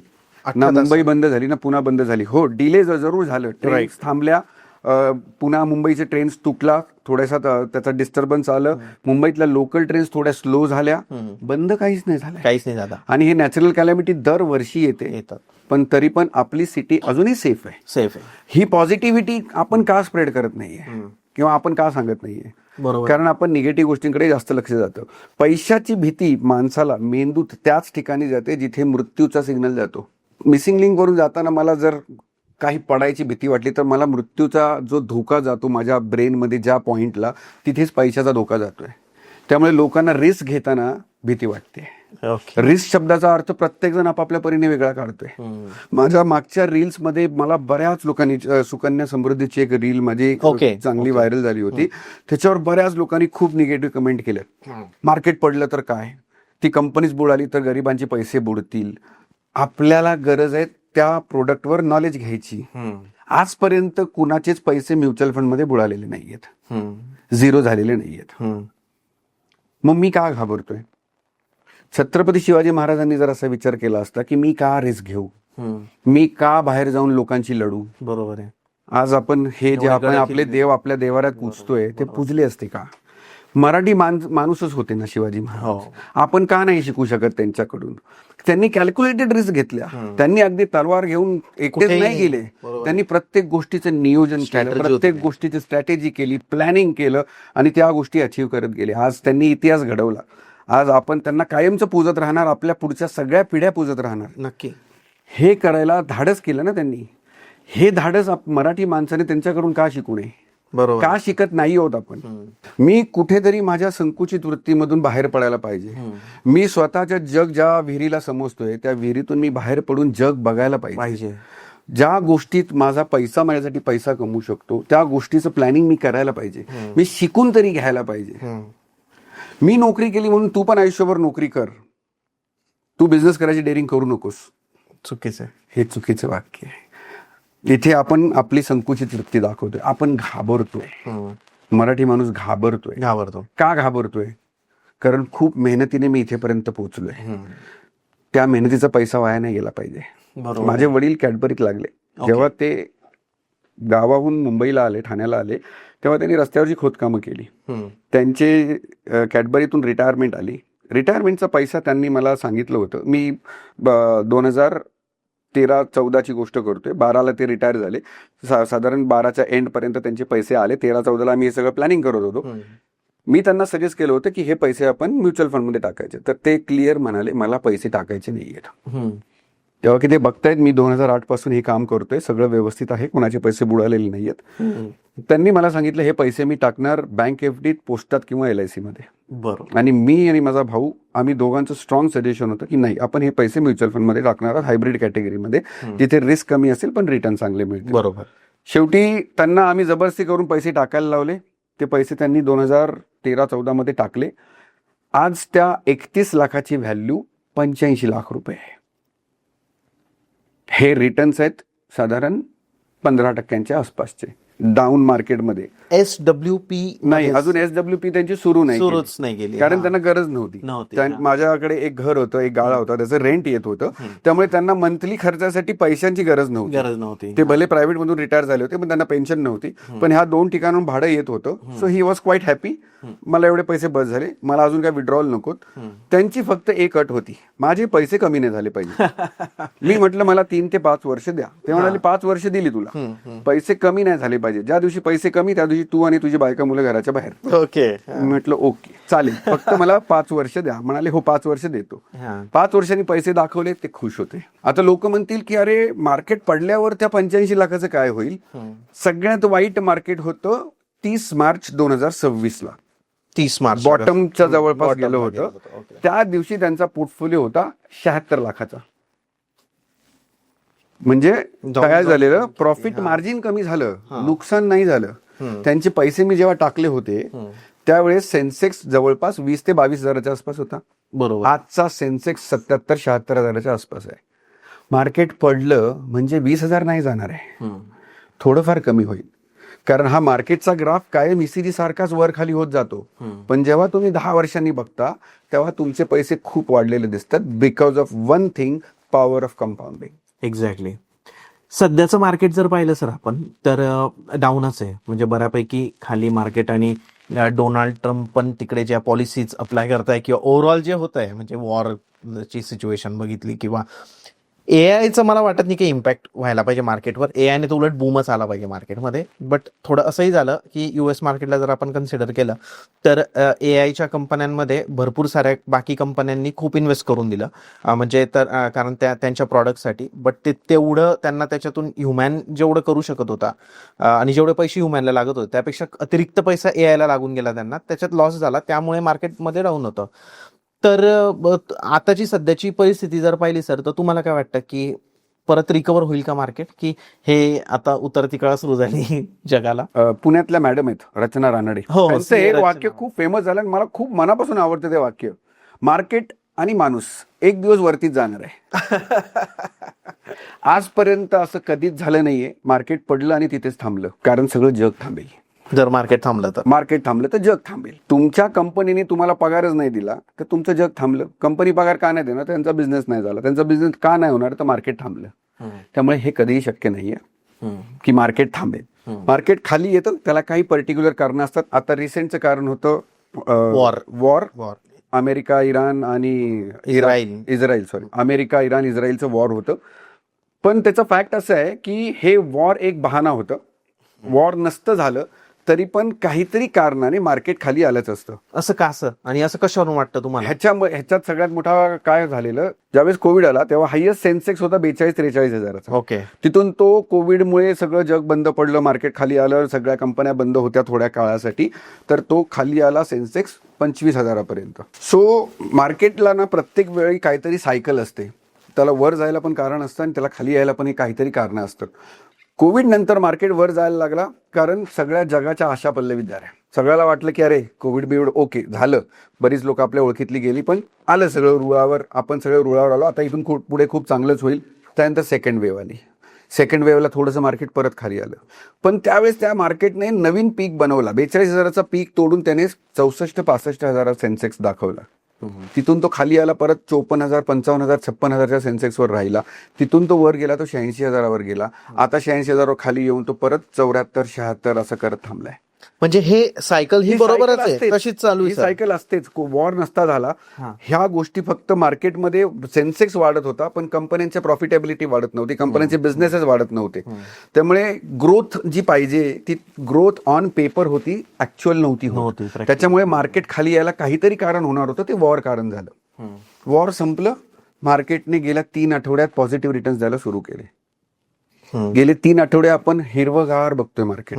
हिरवगार सगळ्यांना आवडतं बघायला, कोणाला स्वतःचा पोर्टफोलिओ रेड मध्ये बघायला आवडत. त्यामुळे आता गेल्या 2 वर्षात, गेल्या 18 महिन्यात, 20 महिन्यात ज्यांनी इन्व्हेस्टमेंट केल्या त्यांना सगळ्यांना रिटर्न निगेटिव्ह दिसत आहेत, मायनस दिसतात किंवा थोड्याफार फरकाने पॉझिटिव्ह आहेत. पण कसं आहे माहितीये का, आंब्याच्या सीझन मध्येच आंबे येतात. ह्याचा अर्थ असा आहे का की बाकीच्या सीझन मध्ये आंब्याला, ज्या झाडाला पाणी घालू नये? ही जी वेळ होती, ही 18-20 महिने जे होते, हे तुम्ही त्या मुळाशी पाणी घालत होतात. ज्यावेळेस फळं यायला सुरू होतील ना, तेव्हा तुम्हाला त्या कंपाऊंडिंग शब्दाचा अर्थ कळेल. म्हणजे सर बूम येणार आहे, 100% भयानक बूम येईल, 100% येणार आहे. आणि जे लोक आता इन्व्हेस्ट करताय मार्केटमध्ये, म्हणजे हा पिरियड आहे समजा, आता अजून एखादी वर्ष असंच राहू शकतं, वॉर जोपर्यंत प्रॉपरली हे होत नाही, नंतर त्याचा खूप कंपाऊंडिंग इफेक्ट दिसेल. सगळेजण वॉर वॉर वॉर करतायत. मला सांगा, ह्याच्या अगोदर वॉर झालं नाही का? 2022 पासून रशिया युक्रेनचं ज्या वेळेस झालं तेव्हा मार्केट खूप जोरात पडलं, पण नंतर मार्केट वाढलं. वॉर संपलंय का? नाही, अजून चालूच आहे. त्यानंतर आपलं पण वॉर झालं, ऑपरेशन इंडिया पाकिस्तान. त्यानंतर हे पण चालू आहे, इराक आणि अमेरिका पण चालू आहे. वॉर चालूच आहे ना, पण ते वॉर आता संपलं म्हणजे त्याचं आपण काउंटिंग करतच नाहीये. आहे चालू आहे, त्यांचं नेहमीच आहे असं. ह्याचं पण वॉर जर चालूच राहिलं आणि मार्केट आपलं वर जात राहिलं, आपल्याला ह्या वॉरचं इम्पॉर्टन्स नाही राहणार. अल्टिमेटली आपल्याला बघायचं काय आहे, मला मार्केट ऍव्हरेज टक्के किती देतोय? 12 देतोय का? बस झालं. मला 12% अपेक्षा करा मार्केट कडून. बरोबर आहे. तेवढे तुम्हाला रिटर्न्स मिळायला हवेत. पास्ट परफॉर्मन्स तसा सांगतोय. म्हणजे बूम येईल की नाही, सी मार्केट एक्झॅक्ट प्रेडिक्ट ना वॉरेन बफेट करू शकतो, ना राकेश झुनझुनवाला करू शकेल, ना मी करू शकणार आहे. बरोबर. मला एक गोष्ट पक्की माहिती आहे, मार्केट वाढणार आहे, थोडा वेळ लागणार आहे. शॉर्ट टर्म मध्ये व्हॉलॅटिलिटी आहे, लॉंग टर्म मध्ये तुम्ही बघाल तर पीस आहे. एक्झॅक्टली. तुम्हाला मार्केट वाढलेलं दिसणार आहे, तुम्ही तुमच्या डिसिजनवर खुश राहणार आहात. ज्या क्लायंटला 7-8 वर्ष 10 वर्ष झाली आहेत ना, माझा प्रत्येक क्लायंट म्हणजे ऑलमोस्ट प्रत्येक 99% क्लायंटने मला हे वाक्य बोललेत की अजय, त्यावेळेस तुम्हाला सांगत होता पैसे जास्त टाक आणि मी टाकले नाहीत. पैसे होते माझ्याकडे. कोविड मधला एक्सपिरियन्स सांगतो. माझ्याकडे एक मर्चंट नेव्हीचे क्लायंट होते, त्यांच्या अकाउंटला 40 लाख रुपये होते आणि कोविडच्या काळात मार्केट खाली खाली खाली खाली येत होतं. म्हणजे 1-2 दिवस वर जायचं, परत खाली यायचं, 1-2 दिवस थोडंसं वर जायचं, परत खाली यायचं. 28-30 हजार सेन्सेक्स ज्यावेळेस आला, त्यांनी मला सांगितलेलं की अजय, आपल्याकडे पैसे आहेत, आपल्याला टाकायचे, तू मला सांग कधी टाकू. मी 28-30 हजार सेन्सेक्सना त्यांना फोन केला की सर थोडेफार पैसे तरी टाकूया आपण. नाही अजय, मला वाटतंय अजून खाली येईल. म्हटलं ठीक आहे सर. 28-30चा तो 26-28 पर्यंत आला. मी म्हटलं सर थोडेसे टाकूया. नाही, मला वाटतं अजून खाली येईल. म्हटलं ठीक आहे सर. 25,000 सेन्सेक्सला मी माझी स्वतःची एक इन्व्हेस्टमेंट करून ठेवली. 1,12,000 टाकले फक्त. माझ्याकडे तेवढी कॅपॅसिटी होती, मी तेवढे टाकले. त्या 1,12,000ची आजची व्हॅल्यू 5,70,000 रुपये दिसते. कोविड मार्च 2020, आज आपण आहोत जुलै 2026. 6 वर्षात पैसे दुप्पट नाही झालेत माझे, 4 पट झालेत. ठीक आहे. त्या क्लायंटला पण मी फोन केला होता की सर आता ही पैसे टाकायचे, तुम्हाला 40 लाख टाकायचे ना, आता 2-5 लाखच टाका, मी सगळे पण सांगत नाहीये तुम्हाला. म्हणाले नाही अजून पडेल अजय. ठीक आहे सर. तो 26 25 पर्यंत आला. 25 वरून त्याने युटर्न घेतला. तो 26-27 पर्यंत झाला. नाही अजय हे 1-2 दिवस वाढलंय ना, परत खाली येईल. म्हणजे सर तुम्हाला जेव्हा योग्य वाटेल तर. माझं तर सजेशन आहे थोडे टाकत राहा. शेवटी त्यांनी 30,000ला थोडे टाकले आणि 32,000ला थोडे टाकले. 40 लाख नाही टाकले त्यांनी, 15-20 लाखच टाकले. पण 28-30,000 सेन्सेक्सला त्यांनी थोडेफार इन्व्हेस्टमेंट केली आणि त्यांना कळायला लागलं की मार्केट खाली येत नाही, आता वरच जाते. मग त्यांनी 32,000ला इन्व्हेस्टमेंट केली. आजही ते वाक्य मला बोलतात की अजय तू सांगत होता, मी तुझं ऐकलं नाही. बरोबर आहे. सगळे क्लायंट ज्यांनी पॉवर ऑफ कंपाऊंडिंग टेस्ट केलं एकदा, प्रत्येक जणाचं हे वाक्य आहे. तू सांगत होतास त्यावेळेस थोडे जास्त SIP कर, थोडी जास्त अमाऊंट टाक. माझी कॅपॅसिटी पण होती, पण मी नवीन होतो, मला थोडी भीती वाटत होती. मी पहिल्यांदा इन्व्हेस्टमेंट करत होतो, म्हणून मी सुरुवात करून 5,000नी केली, 20,000नी केली. जेव्हा माझी कॅपॅसिटी 70-80,000 होती, 1 लाखाची कॅपॅसिटी होती. आम्ही सांगतो तुम्ही तुमच्या पैशाला कामाला लावा, तुमच्या पैशाला मार्केटमध्ये पाठवा. तुमच्या माझ्याकडे 8-10 तास 12 तासच आहेत काम करायला, त्यापेक्षा जास्त आपण नाही करू शकत सर. पण ज्या वेळेस तुमचा पैसा मार्केटमध्ये जातो, तो 24 तास 365 दिवस तुमच्यासाठी काम करतो आणि तुमच्यासाठी पैसा घेतो. तो सिक लीव्ह घेत नाही, सुट्टींवर जात नाही, त्याला कोणाची लग्न नसतात, त्याला त्याच्या घरात कोण मेलेलं नसतं. त्यामुळे तो कायम काम करत राहतो आणि तुमच्यासाठी कंपाऊंडिंग पैसा जमा करतो. करेक्ट. त्या पैशाला कामाला लावा, तर मराठी माणूस श्रीमंत होईल. सर आता आपण जिथं बसलोय, दिस इज हिंजवडी. हिंजवडीच्या आजूबाजूला जेवढाही एरिया आहे, जसं तुम्ही वाकड घ्या, सगळ्यात जवळ हिंजवडीच्या वाकड येतं. नंतर बानेर, बालेवाडी, रावेत, पुनावळे, ताथावडे, किवळे, गहुंजे, मामुर्डी, हा जवळपासचा एरिया हा IT चा एरिया आहे. हा वेस्ट पुणे झाला. ईस्ट पुणे आलं, खराडी, मगरपट्टा वगैरे थोडी ती साईड आली. इथे सर IT पार्क आहे दोन्ही साईडला, आणि जिथे IT पार्क आहे मोस्टली तिथं रिअल इस्टेट हे मोठ्या प्रमाणावर आहे. तर घरं घेत आहे लोक, खूप सारा पैसा लोक त्याच्यात इन्व्हेस्ट करतात आणि EMI लागतो. ऑन अन ॲव्हरेज बघायला गेलं तर एक 70-80 लाखाच्या घरामागे त्यांचं 40-50 लाखाचं लोन असतं. तर हे लोन आणि सध्या IT मधली भीती की मॅनपॉवर कमी होणे, ले ऑफ्स होणे, याला जर कम्पेअर केलं तर त्यांच्या मनात भीती आहे थोडीशी की माझा जर उद्या मला लेटर येऊन गेलं की परवापासून 13वापासून तुझं लास्ट वर्किंग डे, तर मग मी EMI कसा भरू? कारण घर चालवायला पण पैसा लागेल, EMIला पण पैसा लागेल. तर ज्याही लोकांवर आज लोन आहे किंवा ज्याही लोकांना घर घ्यायचं प्लॅनिंग करताय आणि त्यांना लवकरात लवकर त्यांचं लोन फेडायचंय, त्या लोकांना तुम्ही रोडमॅप कसा द्याल की त्यांचं जे लोन आहे ते लवकरात लवकर ते रिपे करू शकते? चेतन, तुम्ही म्हणालात की IT सेक्टर, हे वाक्य अगदी खरं आहे. आत्ताच्या कॅल्क्युलेशन प्रमाणे ट्रम्पने जे काही डिसिजन घेतलेत किंवा जे काही टॅरिफच्या गोष्टी केल्या, त्याच्यामुळे सगळ्यात मोठा कुठला सेक्टरवर इम्पॅक्ट झालाय तर तो IT सेक्टर आहे. पण फॅक्ट काय सांगतो? फॅक्ट सांगतो की प्रत्येक प्रायव्हेट एम्प्लॉईला नोकरी जाण्याचा धोका आहे आणि ती भीती त्यांच्या डोक्यात कायम असते. सो फक्त IT सेक्टर नाही, मी सांगेन प्रायव्हेट सेक्टरमध्ये जॉब करणाऱ्याला प्रत्येकाला ही कुठे ना कुठे मनात भीती आहे की माझा जॉब गेला तर काय.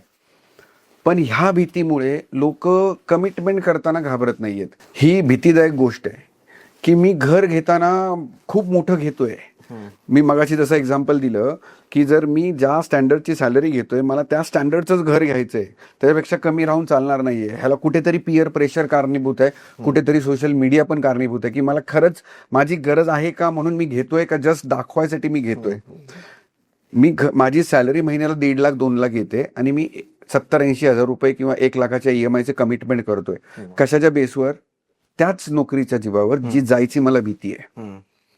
ह्याच्यासाठी प्लॅनिंग करायला लागेल तुम्हाला. आम्ही दरवेळीनं सांगतो की तुम्हाला फायनान्शियल प्लॅनिंगचा अप्रोच ठेवायला पाहिजे. प्रत्येक गोष्ट प्लॅन करू शकताय तुम्ही त्या फायनान्शियल प्लॅनिंगच्या माध्यमातून. ओके. म्हणजे माझा इन्कम किती येतोय, माझे एक्सपेन्सेस किती होत आहेत, माझे कमिटमेंट्स किती आहेत, कंपल्सरी वाला कमिटमेंट. आता ही होम लोन EMI ही कंपल्सरी कमिटमेंट आहे.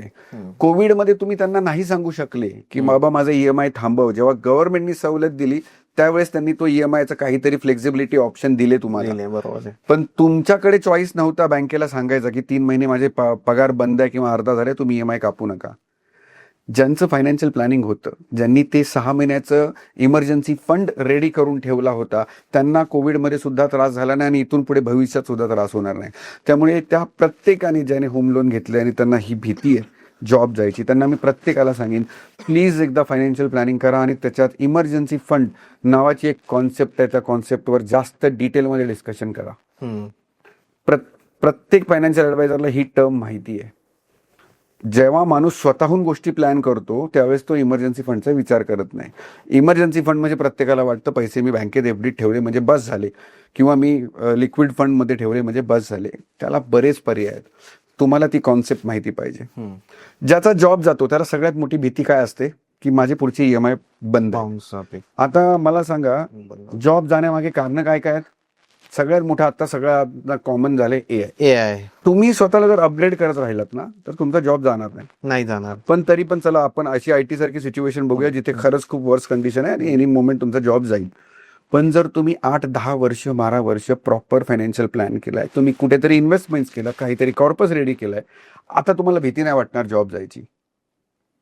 तुम्ही म्हणाल की ठीक आहे, मला 6 महिने 1 वर्ष 2 वर्षाचा ब्रेक मिळालाय, now I will find my way to come back. मी ती एआय शिकून घेईन, मी माझा बिझनेस करायचा विचार करेन. जसं मी पहिल्यांदा एक्झाम्पल दिलं होतं की त्या 25-26 वर्षाच्या मुलाला माहिती होतं 35व्या वर्षी मी बिझनेस करणार आहे, त्याला जर ती कोविड सारखी सिच्युएशन आली असती तर तो म्हणाला असता ही तर अपॉर्च्युनिटी आहे, बरोबर आहे, मला हेच करायचं होतं. आणि कोविड सारखी तर ज्यांना बिझनेस करायचा होता, ज्यांनी ऑनलाईन बिझनेस सुरू केले, त्यांच्यासाठी कोविड वॉज द अपॉर्च्युनिटी. तुमचंच एक्झाम्पल घ्या, तुम्ही कोविडमध्ये सुरू केलं युट्यूब चॅनल चालू केलं, बरोबर, आणि आणि आज तुम्ही खूप चांगलं करताय आयुष्यात, तुम्ही खुश आहात तुमच्या डिसिजनवर. सो ईएमआयची भीती आता तुम्हाला वाटते का?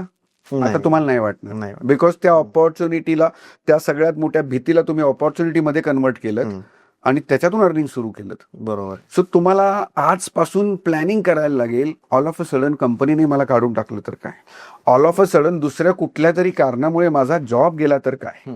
जॉब जायचं 3 मोठी कारणं असतात, त्यातलं हे एक कारण आपण डिस्कस केलं की कंपनीने ले ऑफ मध्ये मला काढलं किंवा आयटी सारख्या इंडस्ट्रीमुळे माझा जॉब गेला. अजून 2 कारणं इम्पॉर्टंट आहेत. एक परमनंट डिसेबिलिटी, माझा छोटा मोठा काहीतरी रोड ऍक्सिडेंट झाला, ट्रेन ऍक्सिडेंट झाला आणि माझा एक हात एक पाय असं काहीतरी गेलं आणि मी कायमचा घरी बसलो, हे सुद्धा कारण असू शकतं. ह्या केसमध्ये तुम्ही मेलेले नाही आहात, तुम्ही जिवंत आहात, पण एक्सपेन्सेस नाही बंद होणार आहे. बँक नाही सांगणार की तुमचा ईएमआय बंद करतो, बँकला इमोशन्स नाही आहेत. ह्याच्यापेक्षा सगळ्यात मोठं कारण जे अंतिम सत्य आहे, डेथ, मृत्यू, ह्याचं प्लॅनिंग केलं का? जॉब जायसाठी मी तुम्हाला सांगितलं की जॉब गेला 8-10 वर्षाचं, तुम्ही 5-7 वर्षांचं 8-10 वर्षांचं प्लॅनिंग केलं, तुमच्याकडे काही कॉर्पस आहे, तुम्ही सर्व्हायवलला तुम्हाला थोडासा त्रास नाही होणार, तुम्ही सर्व्हाइव्ह करू शकाल, दुसरं काहीतरी मिळेल, काहीतरी मार्ग काढाल, तुमचं डोकं तुमचं शरीर तुम्हाला साथ देते, तुम्ही काहीतरी मार्ग नक्की काढाल. परमनंट डिसेबिलिटी आणि मृत्यू ह्या गोष्टी तुमच्या माझ्या हातात नाहीयेत. त्याच्यासाठी प्लॅनिंग आपण नक्की करू शकतो. त्याच्यासाठी सगळ्यात इम्पॉर्टंट गोष्ट फायनान्शियल प्लॅनिंग मध्ये लागते term insurance, life insurance. Life insurance ह्याच्यासाठी नाही काढायचंय की मी मरणार आहे, लाईफ इन्शुरन्स ह्याच्यासाठी काढायचं आहे की माझ्या मागे कोणतरी जगणार आहे, ज्यांचं रिस्पॉन्सिबिलिटी माझ्यावर होती, ज्यांच्यासाठी मी काहीतरी स्वप्न बघितलेत, ज्यांची काहीतरी रिस्पॉन्सिबिलिटी आहे माझ्यावर. मी त्याचं शिक्षण करायचंय, त्या मुलाचं मुलीचं लग्न करायचंय, मला माझ्या बायकोचं रिटायरमेंट करायचंय, मला माझ्या नवऱ्याचं रिटायरमेंट करायचंय. ही काहीतरी जबाबदारी मी स्वतःवर घेतली होती, त्यासाठी मला माझा लाईफ इन्शुरन्स घ्यायचा आहे. राईट. लाईफ इन्शुरन्स एका लाईन मध्ये सांगितलं, it should be a replacement of your income. एवढ्याचा लाईफ इन्शुरन्स तुमच्याकडे नक्की असायला हवा. सो जॉब जाणं हे आता बऱ्याच लोकांना हॅबिच्युअल झालंय, त्यासाठी तुम्ही आधीपासून रेडी राहिलात तर तुम्हाला त्रास होणार नाही. करेक्ट. एक खूप चांगलं सुंदर वाक्य आहे, nature's only rule is change. बदल हा संसाराचा नियम आहे. तो बदल तुम्ही स्वतःहून प्लॅन करून केला तर तुम्हाला त्रास नाही होणार, तुम्ही मेंटली प्रिपेअर्ड आहात. ऑल ऑफ अ सडन आला, सरप्राईज झालं, तुम्हाला त्रास होणार. काही लोक मेंटली डिस्टर्ब होतात, काही लोक निराशेत जातात. स्ट्रेस मध्ये जातात, काही लोक परमनंटली डिप्रेशन मध्ये जातात, कारण ते सरप्राईज ते हँडलच करू शकत नाहीत. सो तुम्ही आधीपासूनच का नाही प्रिपेअर करत त्याला? बरोबर आहे. तुमच्याकडे चॉईस आहे ना. आत्ता तुम्ही जेव्हा वर्किंग कंडिशनमध्ये आहात, जेव्हा तुम्ही चांगल्या फ्लोमध्ये चालला, तेव्हा तुम्ही कुठेतरी बॅक ऑफ द माइंड हे प्लॅन करून ठेवा, आपण अजून काय बेटर करू शकतो, आपण अजून नोकरीत चांगलं काय करू शकतो, दुसरं अजून कोणतं सेक्टर मी एक्सप्लोर करू शकतो माझ्या एक्सपिरियन्समुळे. लाईफमध्ये ह्या 2-3 स्टेजेस आहेत ना, ह्या खूप इम्पॉर्टंट आहेत. 25 ते 30 ह्या 2-3 लाईफ सायकल्स आहेत ना, इथे तुम्हाला खूप इम्पॉर्टंट प्लॅनिंग करायला लागतं. 25 ते 30 मध्ये मला काहीतरी डिसाईड करायचंय की मी ह्या क्षेत्रात माझं करिअर करणार आहे, माझं नोकरी किंवा माझा बिझनेस जे काय करायचंय ते. 25 ते 30 मध्ये तुम्ही स्ट्रगल करत करत त्या फायनली कन्क्लुजन येतं की हा ओके, इथे मी पुढे जाणार करू शकतो, कंटिन्यू करू शकतो. 30 ते 35-40 पर्यंत ना तुम्ही तिथे चांगले सेटल होता. आता तुम्हाला कॉन्फिडन्स येतो की ओके, आता इथून मागे वळायची गरज नाहीये, इथून पुढे काय बेटर करता येईल, करायचं स्केल अप कसं करता येईल. 40च्या पुढे ना तुमचं कंपाऊंडिंग सुरू होतं. मला हा शब्द फार फार प्रिय आहे, कंपाऊंडिंग.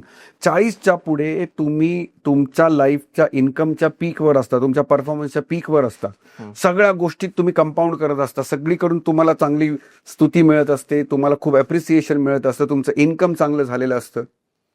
ह्याच वेळेस तुम्हाला पुढचं प्लॅनिंग करायचंय.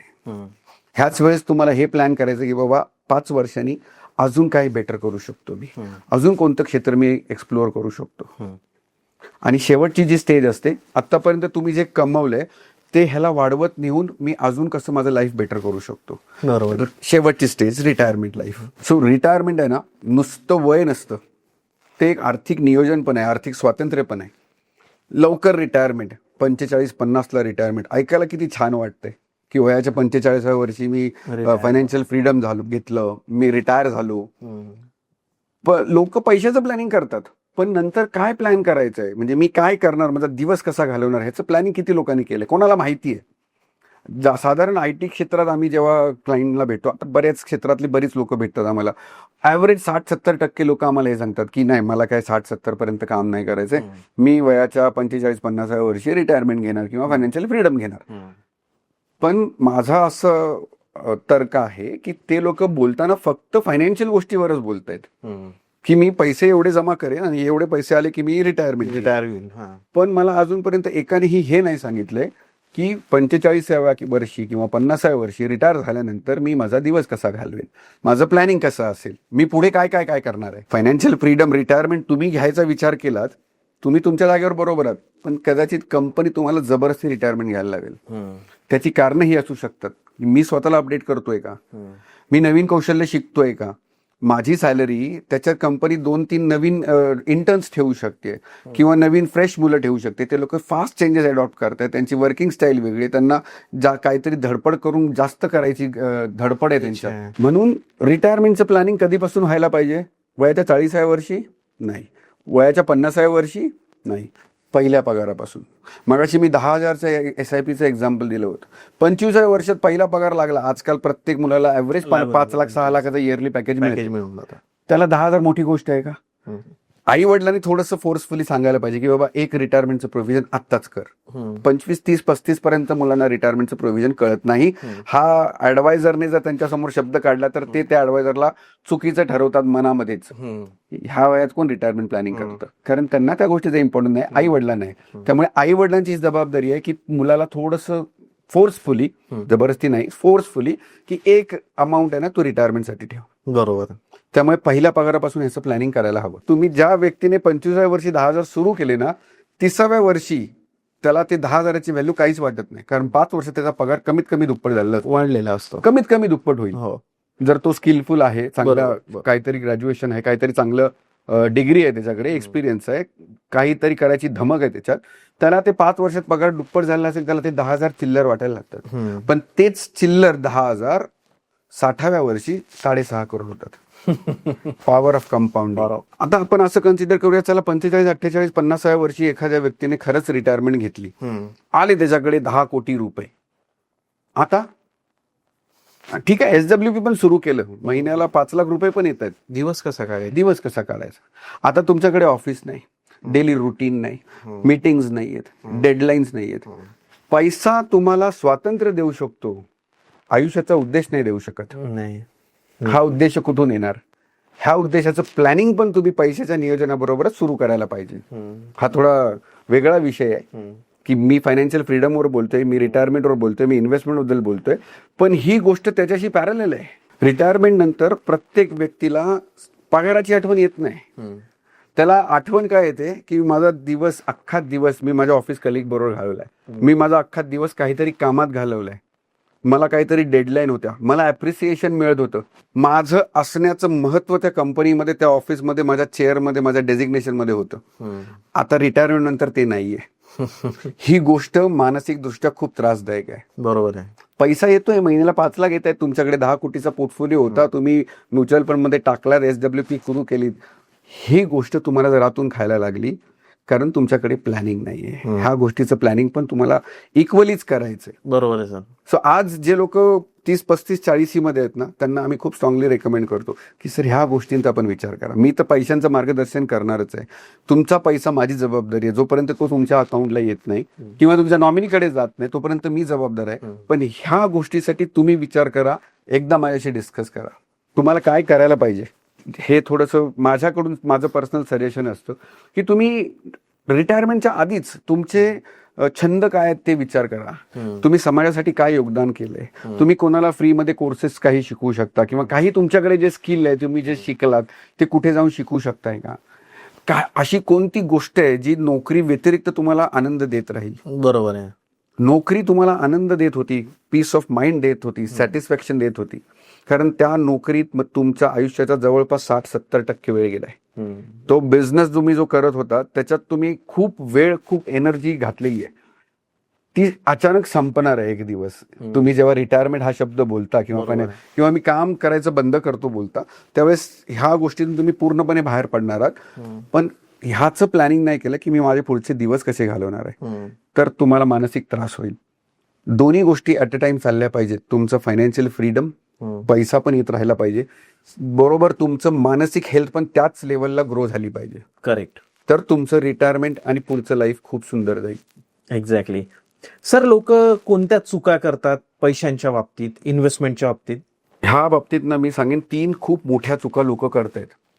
एक तर ना delay in decision. Okay. Decision घ्यायला खूप डिले करतायत. म्हणजे आता बघा गेली 8-10 वर्ष, 15 वर्ष लोकांचा कल म्युच्युअल फंड कडे वाढलाय. म्युच्युअल फंड मध्ये इन्व्हेस्टमेंट वाढल्यात लोकांच्या. आज जवळपास 32,000 करोड रुपये महिन्याला SIP थ्रू इंडियन इकॉनॉमीमध्ये जात आहेत. 32,000 करोड हा खूप मोठा आकडा आहे. म्हणजे एवढी लोक ह्या कॉन्सेप्टवर विश्वास ठेवतात. तरी मला मराठी प्रेक्षकांकडून कमेंट येतात, एक दिवस पडेल, सगळ्यात मोठा स्कॅम म्हणजे SIP आहे, लिगल स्कॅम आहे. प्रत्येकाचा चॉईस आहे. कॉन्फिडन्स कधी येणार? ज्यावेळेस तुम्ही स्वतः त्यात अभ्यास करणार. त्यामुळे लोक डिसिजन घेताना घाबरतायत. म्हणजे ज्यांना खरंच पैसा येतोय अकाउंटमध्ये पडून राहतोय ना, त्यांना जेव्हा मी सांगतो की तुम्ही SIP सुरू करा, ज्याच्याकडे 70-80 हजार 1 लाख SIP ची करायची ताकद आहे, तो पण म्हणतो चल ना आपण 5-10 हजारांनी सुरू करू, बघू 4-6 महिन्याने आपण वाढवू.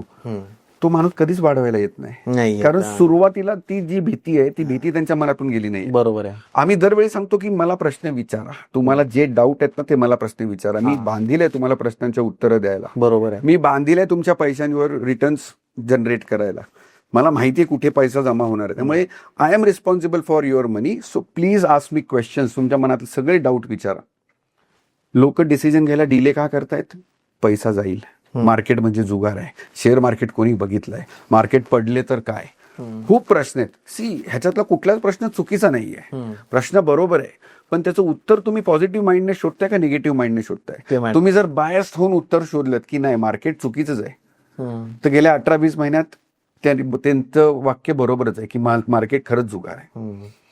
पण ज्यांनी 4-5 वर्ष अनबायस्डपणे ज्यांनी मार्केट बघायचा प्रयत्न केला, शिकायचा प्रयत्न केला आणि पैसे इन्व्हेस्टेड ठेवले, 4-5 वर्षांचे रिटर्न्स बघा, they are happy. Double digit मध्ये रिटर्न मिळतात. डबल डिजिट म्हणजे 10% प्लस. त्यांना त्यांचे स्वप्न पूर्ण होताना दिसत आहेत. मी पहिलं एक्झाम्पल दिलं होतं, ज्या मुलाला बिझनेस सुरू करायचा आहे त्याचे रिटर्न्स निगेटिव्ह मध्ये आहेत, काही फंडचे पॉझिटिव्ह मध्ये आहेत. तो म्हणतो माझे पैसे एवढे जमा झालेले दिसत आहेत, तर बँकेत ते होतच नव्हते, कारण मी खर्चच करत होतो. मला दिसत होतं गोल आहे, पण मला ते कुठे वाढवायचे, कुठे ठेवायचे, कसे महिन्याला टाकायचे माहितीच नव्हतं. Delay in decision. बरीच रिटायरमेंट मंडळी आपल्याकडे आहे. आता आमच्याकडे म्हणजे अक्षरशः आम्हाला वेळ पुरत नाही, एवढ्या मीटिंग्स होत आहे, एवढे आम्ही झूम कॉल करतोय, एवढी लोक आम्हाला समोरून भेटायला येत आहेत. सो डिले इन डिसिजन मध्ये काय होतंय, प्रत्येक व्यक्तीला कळतंय की मला इन्व्हेस्टमेंट सुरू करायची आहे, मला सेव्हिंग करायची आहे आणि त्या सेव्हिंगला कुठेतरी इन्व्हेस्टमेंटच्या रूपात पैसे गुंतवायचे, पण आज नको, उद्या करतो, पुढच्या आठवड्यात करतो, पुढचा पगार आला की करतो. तो उद्या आणि पुढचा आठवडा आणि पुढचा पगार कधीच येत नाही. पहिली पायरीच लोक घेत नाहीयेत. सुरू करतानाच भीती वाटते. बरीच रिटायर मंडळी आता आम्हाला कॉन्टॅक्ट करतात, म्हणजे आम्हाला अक्षरशः वेळ मिळत नाहीये, एवढे आम्ही झूम कॉलवर गुगल मीटवर लोकांशी बोलतोय, प्रत्यक्षात भेटायला येत आहेत लोक की बाबा रिटायरमेंट झाली आहे, पैसा आलाय किंवा अगदी महिन्या 2 महिन्यात येणार आहे, ह्या पैशांचं काय करू. मी त्यांना जीव तोडून सांगतोय की आत्ता मार्केट खाली आहे, आत्ता तुमचे पैसे हायब्रिड फंडमध्ये टाका, बॅलन्स फंडमध्ये टाका, अगदी 15% इक्विटी असणार आणि 85% सेफ इन्स्ट्रुमेंटमध्ये पैसे टाका, ज्याच्यात रिस्क फारच कमी आहे. पण लोक डिसिजन घ्यायला घाबरतात की अरे हा बोलते बरोबर बोलते, सगळं पटतंय, सगळं त्यांच्या मेंदूपर्यंत पोचतंय, पण डिसिजन घेताना कुठेतरी भीती वाटते. आणि एक असा माणूस असताना की जो गॅरंटी घेतोय की घाबरू नका, पैसा वाया नाही जाणार, बुडणार नाही. मी गॅरंटी ह्या गोष्टीची घेऊ शकतो की तुमचा पैसा तुमच्याकडे येईपर्यंत जबाबदारी माझी आहे, तो बुडणार नाही, तो झिरो होणार नाही, कारण मी प्रोडक्ट तसे घेणार नाही ज्याच्यात झिरो होण्याचे चान्सेस आहेत. बरोबर आहे. मी आजपर्यंत एकाही क्लायंटला बिटकॉइन सारखे प्रोडक्ट दिलेले नाहीये, क्रिप्टो सारखे प्रोडक्ट मी एकाही क्लायंटला सजेस्ट केलेलं नाहीये, कारण अजूनही इंडियामध्ये ते लिगलाइज झालेलं नाहीये ऑब्व्हियसली. त्यामुळे कोणी मी असा व्यक्ती बघितलाच नाही ज्याने बिटकॉइन मध्ये पैसे टाकून श्रीमंत झालाय. लोक कागदावर श्रीमंत झालेले काय करायचे, अर्थ नाही त्याला. तुम्ही खरोखर त्या पैशाने काय कमवलेत का? त्यामुळे असे प्रोडक्टच मी देत नाहीये. माझ्या वडिलांच्या पैशांच्या बरोबरच मी असे कितीतरी क्लायंटचे एक्झाम्पल्स लोकांना देतोय ज्यांना मी SWP देतोय आणि ते पैसे वाढलेत. बरोबर. माझ्याकडे एक 61 वर्षाचे गृहस्थ आले होते 2016 साली, 4.5 करोड रुपयांची बँक FD होती त्यांची, एकही दुसऱ्या प्रोडक्टमध्ये इन्व्हेस्टमेंट नव्हती. मी त्यांना जो प्रोडक्ट सांगत होतो म्युच्युअल फंडच सांगत होतो आणि मी त्यांना SIP करायला सांगत होतो, कारण त्यांना महिन्याला इन्कम येत होतं. रिटायरमेंट नंतर 2 ठिकाणी ॲज अ कन्सल्टंट ते जॉब करत होते. त्यांना SWPची गरज नव्हती, पेन्शनची गरज नव्हती, फक्त आलेला पैसा जो होता तो त्यांना वाढवायचा होता. मला टेस्ट करायचं म्हणून त्यांनी 5-5 हजाराच्या 4 SIP केल्या आणि वन टाइम 2.5 लाख रुपये टाकले. 2023 साली त्यांची डेथ झाली. नोव्हेंबर 2016 मला भेटले होते, तिथून माझ्याबरोबरचा त्यांचा प्रवास सुरू झाला गुंतवणुकीचा. 2023 साली त्यांचा पोर्टफोलिओ होता 4 करोड 20 लाखाचा. त्या 4 करोड 20 लाखामध्ये त्यांची इन्व्हेस्टमेंट होती 2 कोटी 52 लाख रुपये. हे रिटर्न्स होते 15% आणि त्यांचा प्रॉफिट होता 1 करोड 67 लाख रुपये. म्हणजे त्यांच्या 2.5 करोडने 1 करोड 67 लाख कमवून दिले होते. त्यांचा ट्रस्ट हळूहळू वाढत गेला. त्यांनी कुठेतरी सुरू केलं, पहिली पायरी घेतली, 5-5 हजाराच्या 4 SIP केल्या, 2.5 लाख टाकले. नंतर त्यांचा कॉन्फिडन्स वाढत गेला, त्याची FD मॅच्युअर झाली, त्यांनी पैसे टाकले, एक घर विकलं, त्या घराचे पैसे मला विचारलं काय करू, त्यांनी CA ला विचारलं, CA ने आम्ही दोघांनी एकच वाक्य सांगितलं, सर तो टॅक्सवाला पार्ट आहे तो भरून टाका, तुम्ही त्या पैशांचे मालक आहात, ते पैसे आपण इन्व्हेस्ट करू. 3 वर्षात ते पैसे रिकवर झाले, जो टॅक्स भरलेला, आणि आता तो पैसा वाढतोय. 2023 साली त्यांची डेथ झाली. तो पोर्टफोलिओ होता 4 करोड 20 लाखाचा. SIP बंद केल्या. त्या फॅमिलीला महिन्याला 75,000 रुपयाची SWP महिन्याचे इन्कम सुरू केलं. गेले 18 महिने 20 महिने मार्केट डाऊन आहे. त्या 4 करोड 20 लाखाची व्हॅल्यू आज 6 करोड 40 लाख रुपये आहे. 1 करोड 67 लाखाचा प्रॉफिट 3 करोड 70 लाखांवर गेला आहे. रिटर्न्स 2023 ला 15.05% होते, आज पण 15.05%च आहेत. पॉवर ऑफ कंपाऊंडिंग अगेन, खूप सुंदर काम केले त्याने.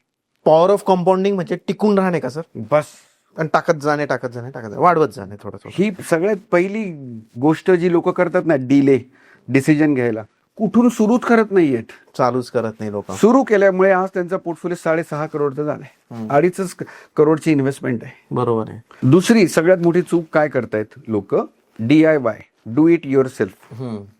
म्हणजे हो ठीक आहे, बरोबर आहे, मला इन्व्हेस्टमेंट करायची आहे, मला सगळं करायचंय, पण माझं मीच रिसर्च करेन, माझं मीच करेन.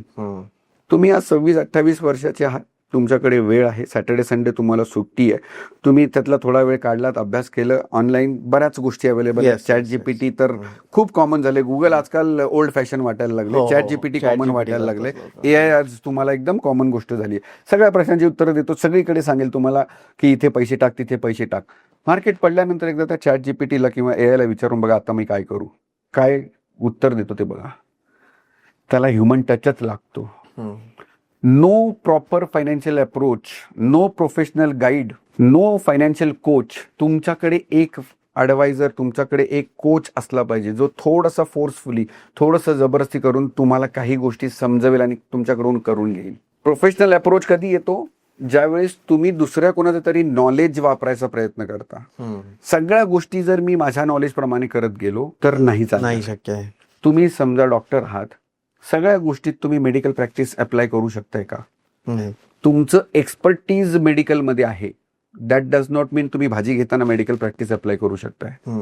दॅट डज नॉट मीन तुम्ही फॉरेन टूर प्लॅनिंग करताना मेडिकलच्या गोष्टी अप्लाय करू शकताय. तुमचं नॉलेज लिमिटेड आहे. तुम्ही प्रत्येक क्षेत्रात सचिन तेंडुलकर नाही होऊ शकत, तुम्ही प्रत्येक क्षेत्रात मेसी नाही होऊ शकत. तर तुम्हाला एका एक्सपर्टची गरज असते. त्यामुळे तुम्ही कुठल्या तरी एका एक्सपर्टला हायर करा, तुम्ही एखाद्या एक्सपर्टशी बोला, त्याच्याशी मैत्री करा, त्याच्याबरोबर खुल्या मनाने सगळ्या गोष्टी शेअर करा आणि त्याचा एक ॲडवाईसची तुम्हाला गरज आहे. आणि त्याच्याकडून तुम्ही ॲडवाईस घ्या आणि मग तुमचा प्रवास सुरू करा. कारण तो ॲडवायझर पडत्या काळात पण तुमच्या बरोबर असेल. बरोबर आहे. गेल्या 18-20 महिन्यात जेव्हा मार्केट निगेटिव्ह आहे, मला बऱ्याच क्लायंटनी फोन केला, ज्यांनी गेल्या 3-4-5 वर्षात माझ्याबरोबर इन्व्हेस्टमेंट सुरू केल्या, त्यांचे पैसे मायनसमध्ये आहेत. सगळ्या क्लायंटनी मला फोन केला, माझ्याशी डिस्कस करायला भेटले, कधी झूम कॉल केले. बाहेरचे क्लायंट्स, आउट ऑफ इंडियाचे क्लायंट्स आहेत, NRI क्लायंट्स आहेत, त्यांनी झूम कॉल केले की अरे जे आता काय करायचं. पण एकानेही पैसे नाही काढले. का? कारण त्यांना मी खात्री देतोय की सर हे टेम्पररी फेज आहे. आतापर्यंत जगातली सगळ्यात मोठे क्रायसिस माझ्या दृष्टीने होता कोविड. सगळ्या जगाने मरण डोळ्याने बघितलं. बरोबर आहे. जवळची लोक मरताना बघितली. मी मेल्यानंतर माझ्या मागच्यानी काय करायचं हे पण मी डोक्यात प्लॅन करून ठेवलं किंवा घरच्यांना सांगितलं.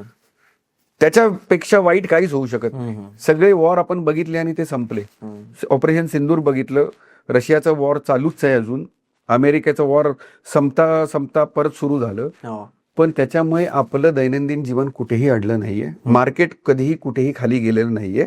मार्केटने अगदी बॉटम गाठलंय असं झालेलं नाहीये. सगळं सुरळीत सुरू आहे. त्याच्यामुळे हा अप्रोच तुमच्याकडे कधी येईल? तुमचं नॉलेज इथे एवढ्या सगळ्या फील्डमध्ये नाही होऊ शकत. त्यामुळे तुम्हाला एक ऍडवायझर ठेवायचा आहे. मी ह्या गोष्टी जेव्हा सगळ्यांना सांगतो तेव्हा त्यांचा विश्वास माझ्यावर पण बसतो आणि इंडियन इकॉनॉमीवर पण बसतो आणि अल्टिमेटली मार्केटवर बसतो. ते लोक पैसे काढत नाहीत, त्या लोकांचे पैसे बनतायत. जे लोक स्वतःहून प्लॅनिंग करतायत, मी जसं म्हणालो की निगेटिव्ह न्यूज जास्त स्प्रेड होतं. तुम्ही एक रील 2 वेळा बघा निगेटिव्ह न्यूज वाली, पुढची रील तशीच आहे. अल्गोरिदम आहे. त्यामुळे तुम्हाला जर वाटायला लागलं अरे प्रत्येक रील, प्रत्येक न्यूज चॅनल जर मला निगेटिव्ह सांगतंय, आता मी माझे पैसे काढून घेतो. उलट पण होतं, मार्केट खूप वाढलं, अरे प्रॉफिट बुक करून घेतो. टू मच ऑफ चर्निंग ही सगळ्यात मोठी तिसरी चूक आहे. टू मच ऑफ चर्निंग, पैसे काढून घेतो. आता SIP थांबूया, आता मार्केट पडलंय. एका क्लायंटने असं केलं की त्याची 70-75 हजाराची SIP होती. ते म्हणाले नाही अजय आपण एक 3-4 महिने थांबूया, जरा मार्केट खाली जाते. मार्केट प्रत्येक वेळी कंपाऊंड होतच आहे.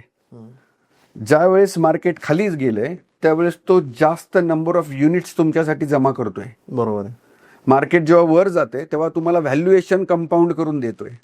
तो मार्केट दरवेळी द्यायलाच बसलाय. कंपाऊंडिंग तुम्ही कुठल्या पद्धतीने घेता ते इम्पॉर्टंट आहे. जसं मगाशी मी एक एक्झाम्पल दिलं की प्रत्येक ऋतूत झाडाला फळं येत नाहीत, झाडाला फळं एकाच ऋतूत येतात, पण उरलेल्या ऋतूत त्या झाडाची मुळं खोलवर जात असतात. ती मुळं जर खोलवर गेली नाहीत त्या झाडाला फळं चांगली येतील का? बरोबर आहे. त्यामुळे तुम्हाला डाऊन मार्केटमध्ये SIP करणं गरजेचं आहे. SIP इन्व्हेस्टर्ससाठी मार्केट खाली जाणं ही आनंदाची गोष्ट आहे. फक्त लोकांना दिसताना ते लाल, ते निगेटिव्ह, ते मायनस रिटर्न्स बघायला आवडत नाहीत. पण त्या डाऊन मार्केटमुळेच तुमचे रिटर्न्स मोठे होत असतात. करेक्ट. म्हणजे ज्या प्रोडक्टनी 12% जास्त रिटर्न दिलेत ना, त्या मार्केटने डाऊनफॉल बघितलेला आहे. 30-40 वर्ष काम केलेल्या माणसाकडे अनुभव असतो. त्याचे सगळेच दिवस चांगले आहेत का?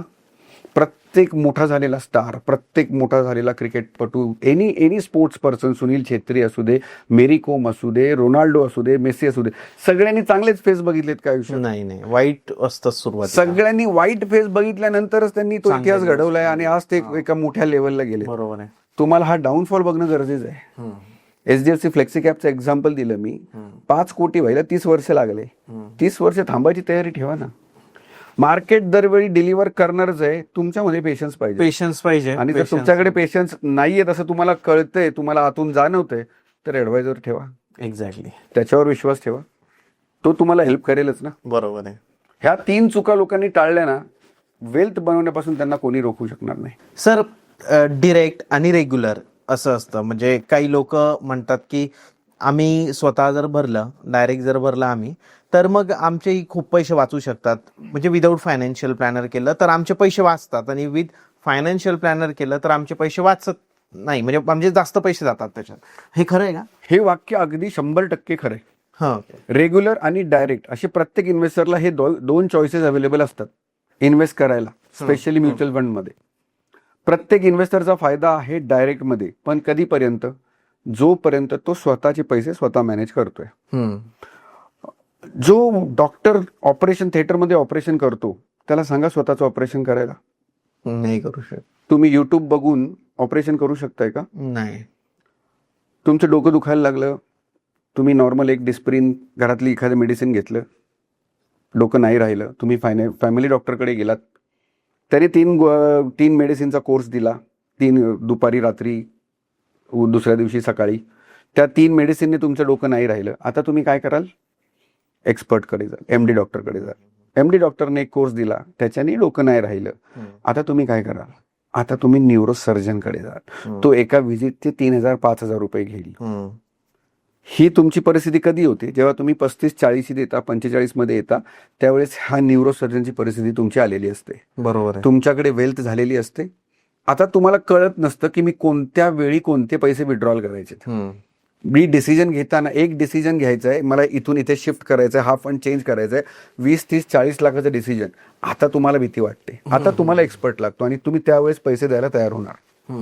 आम्ही सांगतोय आजपासूनच एक लक्झरी तुमच्या बरोबर ठेवा की मी माझा फायनान्शियल ॲडवायझर अपॉइंट केलाय, माझे सगळ्या इन्व्हेस्टमेंटचे डिसिजन माझा फायनान्शियल प्लॅनर घेतो, त्याच्यावर विश्वास ठेवा. आणि तुम्हाला म्हणजे आता मी तुमच्याकडून फायनान्शियल प्लॅनिंग करतोय, तर मला तुम्हाला पे करायची गरज नाहीये ना.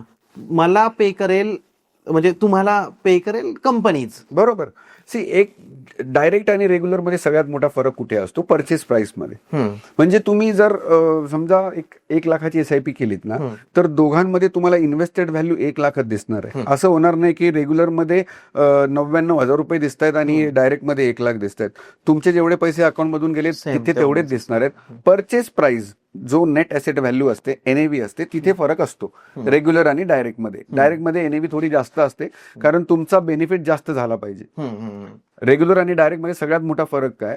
जो मार्केटिंग एक्सपेन्सेस आहे तो डायरेक्ट मध्ये होत नाही, त्याचा बेनिफिट कंपनी डायरेक्टली कस्टमरला पास ऑन करते, इन्व्हेस्टरला पास ऑन करते. ओके. त्यामुळे तिथे तुम्हाला जास्त फायदा होतो. तोपर्यंत जोपर्यंत तुम्ही मॅनेज करताय, तुम्ही ह्या सगळ्या व्यापातून वेळ काढून फॅमिलीला वेळ न देता एखादी सुट्टी मिळाली तर दिवसभर युट्यूब बघून अभ्यास करणार आहात का? हे एका एज पर्यंत शक्य आहे, नंतर होत नाही. नंतर तुम्हाला तो फॅमिलीचा वेळ जास्त महत्वाचा वाटतो, स्वतःचे पॅशन, स्वतःसाठी घालवलेला वेळ जास्त महत्वाचा वाटतो. हे काम एका एक्सपर्टचं आहे की त्यालाच करू द्यायला पाहिजे. जेव्हा तुमचा पोर्टफोलिओ मॉनिटरी टर्म्स मध्ये जर सांगायचं झालं तर ज्या वेळेस तुमचा पोर्टफोलिओ 1 करोडच्या आसपास होतो, त्यावेळेस वर्षाला तुम्हाला 30 ते 40 हजार रुपयांचा फरक पडू शकतो. डायरेक्ट मध्ये हा 30 ते 40 हजार तुम्हाला जास्त मिळतील, रेग्युलर मध्ये कमी मिळतील. उरलेले ते 30 ते 40 हजार रुपये ऍज अ कमिशन डिस्ट्रीब्यूट होतात. बरोबर आहे. त्याच्यातला थोडा पार्ट आम्हाला पण मिळतो. सो मी तुम्हाला ऍज अ फायनान्शियल प्लॅनर कधीही फीस चार्ज करत नाही. We are not allowed to charge you fees. बरोबर. सो आम्हाला कमिशन कंपनी म्हणजे कंपनीज देतात, कंपनीकडून.